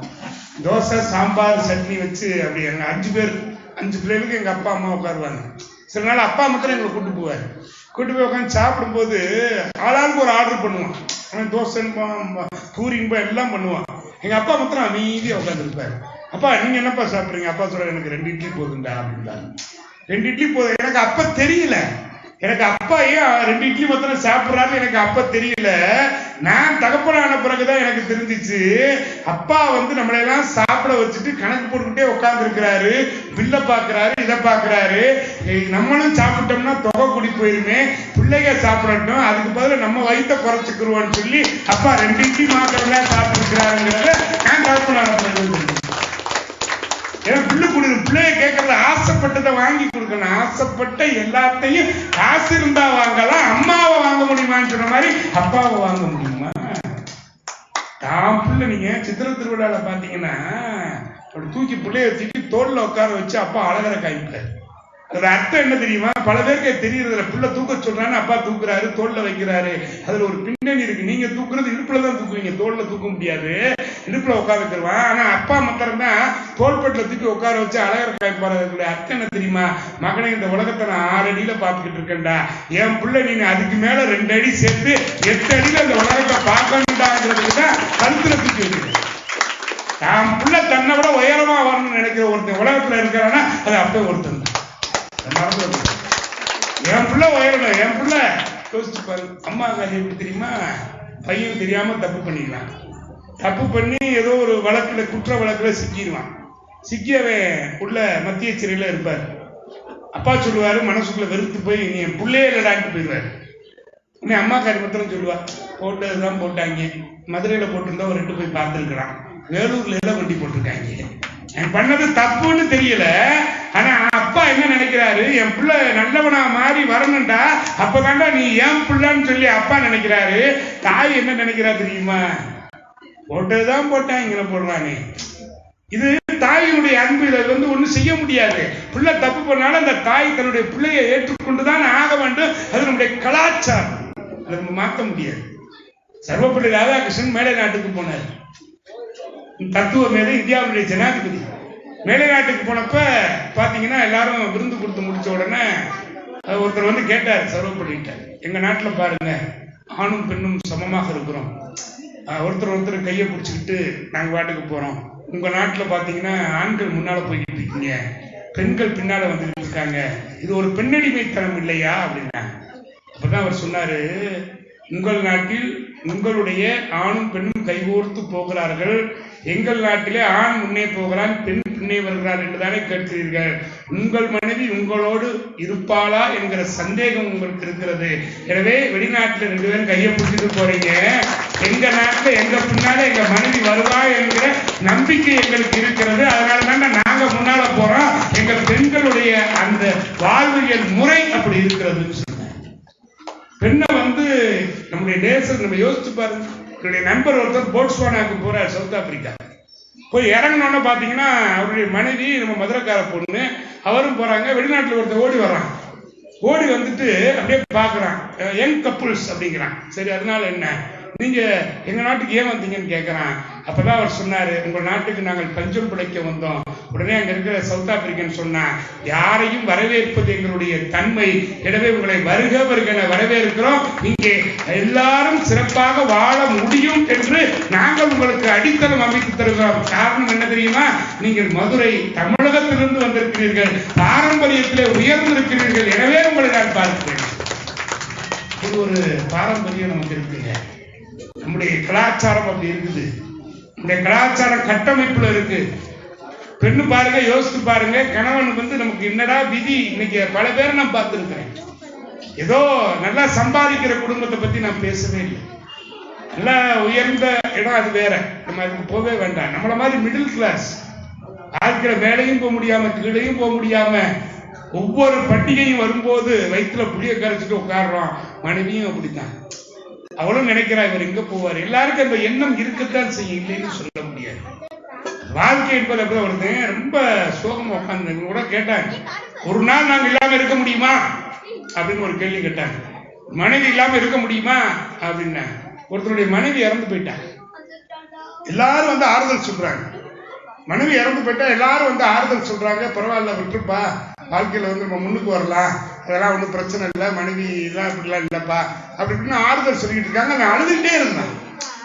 அழுதுகிட்டே இருக்கும் போது ரொம்ப மன வருத்தமா அவர் இருக்கும்போது கடைசியா அவன் ஒரு வார்த்தை சொன்னான், நான் அவன் இறந்ததுக்காக அழல, சரி எதுக்கு அழுகிற, இவ இவ்வளவு நிம்மதியா தூக்கி நான் பார்த்தது இல்லையா. நான் வேலைக்கு போன பிறகுதான், நான் இரவு படுக்கிறதுக்கு அப்புறம் தான் வந்து படுப்பா, காலையில சீக்கிரமே எந்திரிச்சிருவா, இவ்வளவு அழகா தூங்கிட்டு இருக்கா, இதை சொல்லணும்னு நினைக்கிறேன், என்னால சொல்ல முடியல, அதை நினைச்சு அழுகிறேன்டான்னு சொல்லி. ஒவ்வொரு ஆணுக்குள்ளும் ஒரு பெண் இருக்கிறான். விமனுக்குள்ளதான் மென் இருக்கிறான், ஷீக்குள்ளதான் ஹீ இருக்கிறான். ஒவ்வொரு ஆணையும் தயவு செய்து புரிந்து கொள்ளுங்கள். குடும்ப நன்மைக்காக, குடும்ப முன்னேற்றத்திற்காக தங்களை தாங்களே சுருக்கி கொண்டுனீங்க. நான் மாணவர்கள் மத்தியில பேசும்போது அதான் சொல்லுவேன், மாணவர்களே என்னைக்காவது நீங்க அப்பாவை பார்த்திருக்கீங்களா, என்னைக்காவது அம்மாவை பார்த்திருக்கீங்களா, அம்மாவுடைய கைகளை பார்த்திருக்கீங்களா அப்படின்னு கேட்பேன். இல்ல சார் அப்படின்பாங்க. அப்பாவுடைய கையை பார்த்திருக்கியா? இல்ல சார். உனக்கு கேட்கறதெல்லாம் அப்பா வாங்கி கொடுக்குறாரு. என்னைக்காவது அப்பா கால் செருப்பு எப்படி இருக்கு நம்ம பார்த்துருக்கிறோமா? அதுல 1000 தையல் இருக்கும். அவர் வண்டியில வேலை இருக்கும், தான் பையனுக்கு ஒரு நல்ல டிஷர்ட் வாங்கி கொடுப்பாரு. அவர் பணியில 4 ஓட்டம் இருக்கும். அதை பத்தி கூட அவர் நினைக்க மாட்டாரு. என் பிள்ளை நல்லவனா படிச்சு பெரிய ஆளா வரணும்னு ஏன் நினைக்கிறாரு தெரியுமா? இந்த உலகத்துல தான் சாதிக்க முடியாததை தன் பிள்ளை சாதிக்க வேண்டும் என்று நினைக்கிறார். பெண்களுக்கு அது போன்ற ஒரு சமூக கட்டமைப்புல ஒரு நெருக்கடி என்பது இல்லை, அப்படிதான் நம்ம சொல்லணும். என்ன காரணம் அப்படின்னா அவங்க குடும்பத்தை பார்க்கிறாங்க. அதனாலதான் ஒற்றை குடும்பம் தனிலே பொருள் ஓங்க வளர்ப்பவன் தந்தை, ஒற்றை குடும்பம் தனிலே பொருள் ஓங்க வளர்ப்பவன் தந்தை, மற்ற கருமங்கள் செய்தே மனை வாழ்ந்திட செய்பவள் அன்னை அப்படின்னா. வீட்டுல அம்மா வந்து வளர்க்கணும் பிள்ளைகளை, அதெல்லாம் அவங்களுடைய கடமை. அப்பாவோட ஐயா யாரையா பேசிக்கிட்டே இருக்கா, ஐயா அப்ப நீங்க எங்க இருந்தாங்க திடீர்னு வந்துட்டாங்க. இது வேற நமக்கு சர்வகட்சி பிரமுகர்களே கொஞ்சம் அமைதியா இருக்கணும். லிப்ஸ் அப்படியே அப்படி வாயில கை வச்சுக்கோ, அப்படி வரும். பேசுனா சுண்டல் தரமாட்டேன், அப்ப பிரசாதம் கிடையாது, சரியா? அப்ப பாருங்க, ஒற்றை குடும்பத்திலே பொருள் ஓங்க வளர்ப்பவன் தந்தை, மற்ற கர்மங்கள் செய்தே மனை வாழ்ந்திட செய்பவள் அன்னை அப்படின்னா. பொருளை சேர்க்கணும், அது அப்பா தான் செய்ய முடியும். அதனாலதான் தாயோடு அறுசுவை உணவு போச்சுன்னா, தந்தையோடு கல்வி போச்சுன்னா. அப்பா தான் கல்விக்கு உங்களை வந்து வித்திட முடியும். அப்பாதான் பள்ளிக்கூடத்துக்கு கூட்டு போறாரு. அது மாத்திரம் அம்மா கூட்டு போறவங்களும் இருக்காங்க. ஆனா அப்பா தான். இப்ப எனக்குலாம் என் பொண்ணு வந்து டாக்டருக்கு படிக்க வைக்கிறப்ப எனக்கு கடுமையான பொருளாதார நெருக்கடி. வருஷத்துக்கு 4.5 லட்சம் ரூபாய் ஃபீஸ் கட்டியே ஆகணும். அப்பெல்லாம் எனக்கு வருஷ வருமானமே 1.5 லட்சம் தான். ஆனா 4.5 லட்சம் ரூபாய் நான் ஃபீஸ் கட்டி ஆகணும். மனசு பதைக்கும். எல்லாரும் சொன்னாங்க, பொம்பளை பிள்ளை எதுக்கு நீங்க டாக்டருக்கு படிக்க வைக்கிறீங்க, அது இன்னொருத்தனுக்கு கட்டி கொடுத்துட்டு போகுது, உங்களை எல்லாம் பார்க்காது எல்லாம் சொன்னாங்க. ஆனா என்னுடைய மனசு என்னை எங்க அப்பா படிக்க வச்சாரு, என் பிள்ளைய நான் படிக்க வைக்கணும். இப்ப போராடுறேன், வாழ்க்கை முழுக்க போராடுறேன். 4.5 லட்சம் ரூபாயை சரி பண்ணணும். எதுக்கு தெரியுமா? என் பிள்ளை ஒரு நாள் கூட ஃபீஸ் கட்டலன்னு வெளியே நிக்க கூடாது அப்படிங்கிற அந்த உணர்வு தான் எனக்கு வந்துச்சு. என் பிள்ளை டிஃபால்ட்ல என் பிள்ளை பேர் வரக்கூடாது. கடனோட 5 வட்டி 6 வட்டி 7 வட்டி வாங்கினேன். எதுக்கு? என் பிள்ளை ரோட்ல நிக்க கூடாது. நீங்க முடிச்சு வெளியே வர பொழுது நான் ரொம்ப உண்மையிலே அவ சீட் எடுக்கும் போது அழுதேன். முடிச்சு வெளியே வந்து கவர்னர்கிட்ட அந்த அவார்டு வாங்கினா பாருங்க, அந்த பட்டத்தை MBBS பட்டம் வாங்கினா பாருங்க, வாழ்க்கையில நம்ம சாதிச்சுட்டோம் தான் நினைச்சேன். அதுக்கு எனக்கு பக்கபலமா இருந்தது யாருன்னா என்னுடைய மனைவி. அவ எனக்கு தெரியும், இந்த மேடையில வச்சு நான் சொல்றேன், தன்னுடைய பிள்ளைக்காக ஒரு சாக்ரிஃபைசிங் சொல்லி எனக்கு தெரியும். அவள் ஒரு 6-7 வருடமாக ஒரு பூ கூட வாங்கி வச்சுக்க மாட்டா. அதுல கூட நம்ம மிச்சம் பண்ணி பிள்ளைய படிக்க வைக்கணும்னு நினைச்சேன். குடும்பம்னா அப்படி இருக்கணும். எனக்கு அது வேணும் இது வேணும்னு என்ன கேட்கல. ஏன்னா 6 வருஷம் இவர் படாத பாடுபடுறாரு. இந்த பிள்ளையை உருவாக்குறதுக்கு படாத பாடுபடுறாரு. நம்மளை குறைச்சிக்கிருவோம், நம்ம செலவுகளை நம்ம குறைச்சிக்கிருவோம் நினைக்கிறேன். இந்த அமைப்பு தான் இன்றைக்கு இந்த உலகத்துல எல்லாருக்கும் வேணும். என் மனைவி வெறும் 10ஆம் வகுப்பு படிச்சவ தான். இவங்க சொன்னாங்களே கீழடி பொக்கிஷம் சொன்னாங்க பாருங்க, அவ கீழடியில இருந்து எனக்கு கிடைத்த மிகப்பெரிய பொக்கிஷம் தான் அவ. ஏன்னா 10ஆம் வகுப்பு வரைக்கும் தான் படிச்சிருக்கிறான். ஆனா அவதான் ஒரு பொறியாளரையும் ஒரு டாக்டரையும் உருவாக்கி இருக்கிறாங்கன்னா நான் கிடையாது. பெண்ணுடைய அந்த கடமை, பெண்ணினுடைய அந்த தன்மை யோசித்து பாருங்க. ஒரு குடும்பத்துல அதான் ஒற்றை குடும்பம் தன்னிலே பொருள் ஓங்க வளர்ப்பவன் தந்தை, மற்ற கர்மங்கள் செய்தே மனை வாழ்ந்திட செய்பவள் அன்னை. ஒரு வீட்டுல ஆணும் பெண்ணுக்கும் சரி பங்கு இருக்குது.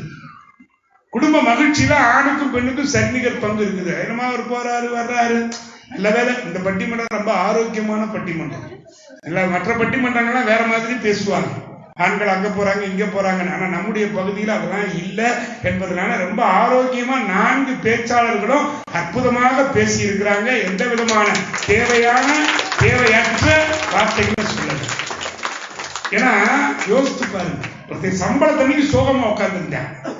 ஏண்டா சம்பளத்தன்னைக்கு கை நிறைய வாங்குற 1ஆம் தேதி சிரிச்சுக்கிட்டே போட, என்ன இருந்தாலும் இந்த பேயை வாங்கி அந்த பிசாசுட்டு தான் கொடுக்கணும். பேனா சம்பளம், பிசாசுன்னா அது. எனக்கு தெரிஞ்ச ஒருத்தர் இருந்தாரு 50 வயசு. அவரு ஒய்ஃபை வந்து தேவி தேவின்னு தான் கூப்பிடுவாரு. எனக்கு ஒரே ஆச்சரியம், என்னங்க உங்க ஒய்ஃப் பேரு தேவியாங்க? இல்லையே, அவ பேரை மறந்து எனக்கு 20 வருஷம் ஆச்சு. அப்புறம் தேவி தேவின்னு கூப்பிடுறீங்களே, அதோட அர்த்தம் உனக்கு தெரியாதா? பேங்கிறது பேய், பீங்கிறது பிசாசு, அதுதான் தேவி தேவின்னு கூப்பிட்டு இருக்கேன்.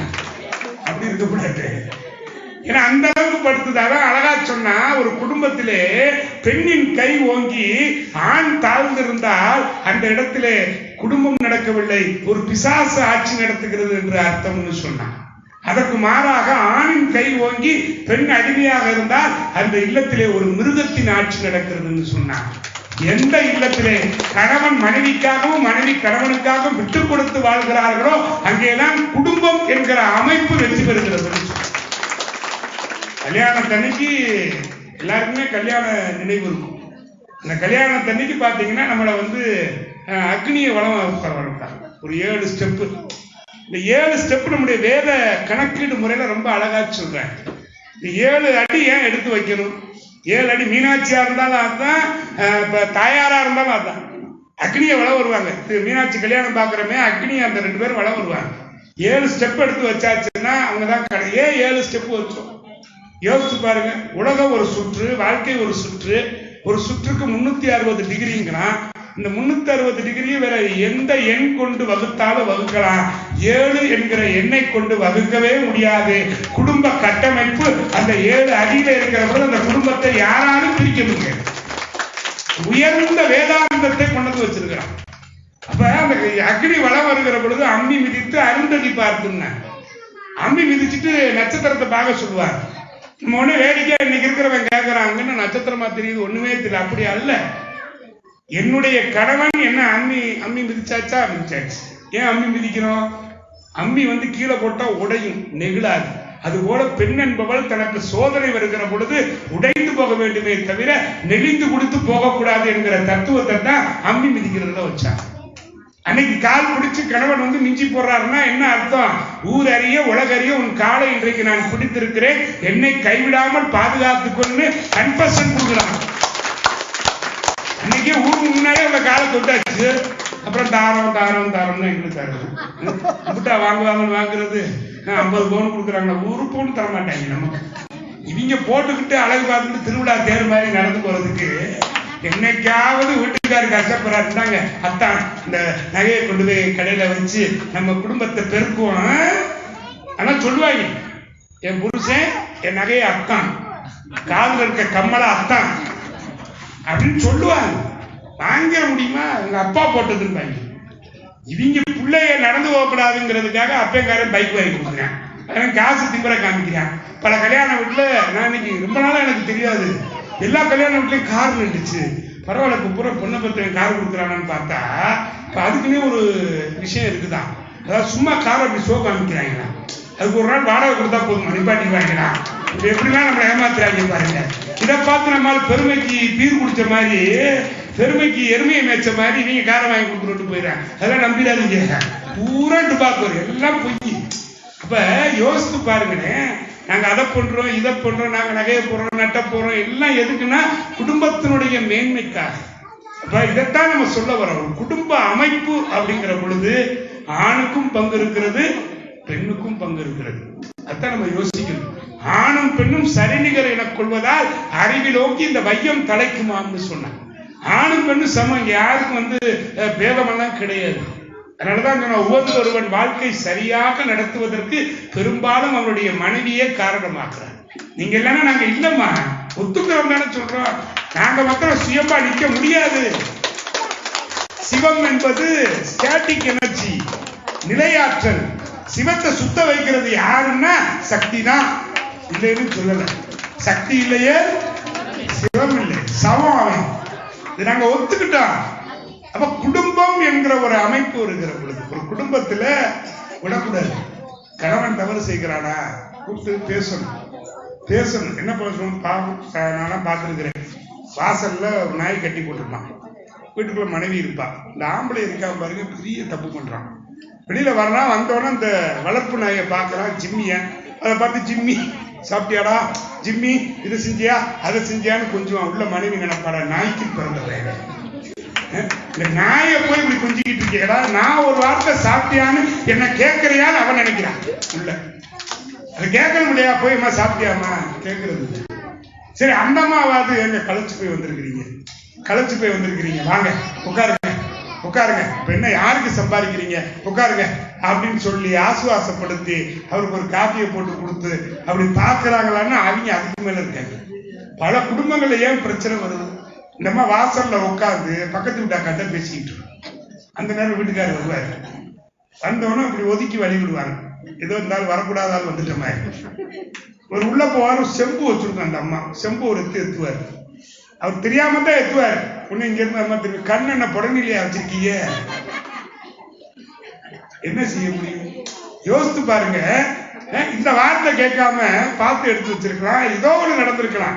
பல குடும்பங்கள் இப்படி வெட்டி சண்டை வர்றதுக்கு என்ன காரணம் அப்படின்னா, பிறந்த விட்டு பெருமை பேசுறது. மாரிக்கண்ணனும் முருகனும் சொன்னாங்க, எப்பா 25 வருஷமா உங்களை எப்படி உங்க அம்மா அப்பா பெத்து வளர்த்தாங்களோ அப்படித்தானப்பா எங்களையும் வளர்த்தாங்க, எங்களையும் பால் ஊட்டி சீராட்டி வளர்த்தாங்க. ஏதோ எங்க கிரகம் எங்களுக்கு ஒரு தனி ரேஷன் கார்டு வேணுங்கிறதுக்காக கல்யாணம் பண்ணிருக்கிறாங்க. எங்க அப்பா ஆத்தாங்களை விட முடியுமா? தாய் அன்பு இல்லாமையா இருக்கும். என் வீட்டாளுக வந்தா ஒரு மாதிரி பாக்குறீங்க, உங்க வீட்டாளுக வந்தா எத்தனை வருஷம் ஆனாலும் அந்த தாய் வழி சமூகம்னு ஒண்ணு இருக்குங்க, அது மாறவே மாறாது. நம்முடைய உயிர் கட்டையில போற வரைக்கும் அண்ணன் வீடு, தம்பி வீடு, அப்பா வீடு, அம்மா வீடுங்கிற அந்த சொந்த பெண்ணுக்கு ஏன் தெரியுமா முக்கியம்? ஏதாவது சொன்னா நீங்க சொல்லணும். 25 வருஷமா தான் கூட பிறந்தவங்களை எல்லாம் விட்டுட்டு ஒரே ஒரு ஆளை நம்பி, அந்த ஆளை நம்பி ஒத்த ஆளா வந்து நின்று ஒரு குடும்பத்தையே தூக்கி நிறுத்துறது யாரு அப்படின்னா பெண்கள். ஏன்னா நம்மளால பொண்ணு பார்க்க போறதுக்கு 50,000 கூட்டு போறேன், பயம். ஆனா பெண்ணு கல்யாணம் முடிச்சு சிங்கிளா வருவா வீட்டுல. சிங்கிளா தாட்டா வருவா. சிங்கிளா வந்து அத்தனை சொந்தங்களையும். இன்னொன்னு பாருங்க, அந்த மனைவி வீட்டுக்கு வந்த உடனே அவ வீட்டு குலதெய்வம் ஒண்ணு இருக்கும், அதை விட்டுருவா. என் புருஷை வீட்டு தெய்வம் தான்னு சொல்லி அந்த குலதெய்வத்தையே விட்டு கொடுக்கிற இந்த குலதெய்வங்களையா பார்த்து அப்படி பேசுறீங்க. இவங்கதான் குலதெய்வம்யா. பெண்ணை பெத்தவங்க யாரும் வருத்தப்படாதீங்க. அடுத்த தலைமுறையை விருத்தி செய்யக்கூடிய அந்த பெண்களை பெற்றெடுக்கிற ஆண்களும் பெண்களும் ஒவ்வொருவருமே அடுத்த தலைமுறைக்கு சொத்து சேர்த்து வைத்திருக்கிற பெருமகன்கள் தான். மாப்பிள்ளைகளெல்லாம் சொல்லுவேன், மாப்பிள்ளைகளா உங்களுக்கு பெண்ணை கொடுக்குறோம் அப்படின்னா புரிஞ்சுக்க, உன் வம்சம் தலைக்கிறதுக்கு தான் என் பிள்ளை வர்றான், இல்லாட்டி உன் வம்சமே காணா போயிடும் பார்த்துக்க அப்படின்னு சொல்லணும். நம்ம அப்படி வேதனைப்படக்கூடாது. ஐயருக்கு பொட்டையா பிறந்துருச்சுங்க சொல்லாதீங்க. மகாலட்சுமி பிறந்திருக்கான்னு சந்தோஷப்படுங்க. பெண்ணு பிறந்தாதான் நமக்கு பொறுப்பு வரும், பெண்ணை கட்டி குடிக்கிற உணர்வு வரும். உடனே அது 4 காசு சேர்க்கணும்னு நினைப்பேன். அப்ப அடி நாதம் தாய் வழி சமூகம், தாய் சார்ந்த பிள்ளைகள். அதே போல இங்கிட்டு தகப்பன். ஆனா ஒரு பெரிய உண்மை என்ன அப்படின்னா, என்னதான் இருந்தாலுமே மனசுக்குள்ள பாத்தீங்கன்னா ஒரு இவங்கெல்லாம் சொல்றாங்க உங்களெல்லாம் கண்கலங்காம பாத்துக்கிறோம் அப்படின்ட்டு. ரொம்ப தப்புமா. நீங்களாம் தூங்கின பிறகு அவன் எந்திரிச்சு உட்காந்து அழுவாங்க. உங்க முன்னால அழுக மாட்டான். ஏன் தெரியுமா? நம்ம அழக்கூடாதுடா அழக்கூடாதுடா அப்படின்னு சொல்லிட்டு எத்தனை இரவுகள் ஆண்கள் உங்களை தூங்க வைத்துக் கொண்டு அழுது கொண்டிருக்கிறார்கள் என்பதை நீங்கள் உணராமலே இருக்கிறீர்கள். புரிஞ்சுக்கணும். அவனுக்குள்ள அந்த வேதனை இருக்கு உள்ளுக்குள்ள. இந்த குடும்பத்தை அப்படி கொண்டு போகணுமேங்கிற அந்த இது இருக்கு. நீங்க எங்க அங்கங்க நடக்கிற சின்ன சின்ன தப்புகளை வச்சுக்கிட்டு ஒட்டுமொத்த ஆண் சமுதாயத்தை ஒருபோதும் குறைக்காது. உங்களுக்கு பாதுகாப்பே ஆண்கள் தான். உங்களுக்கு பின்னால பாதுகாப்பு. நீங்க ஏன்னா ஏறு போல் கீடு நடைங்கிறான். அழகா மாறிக்கணும் சொன்னாரு.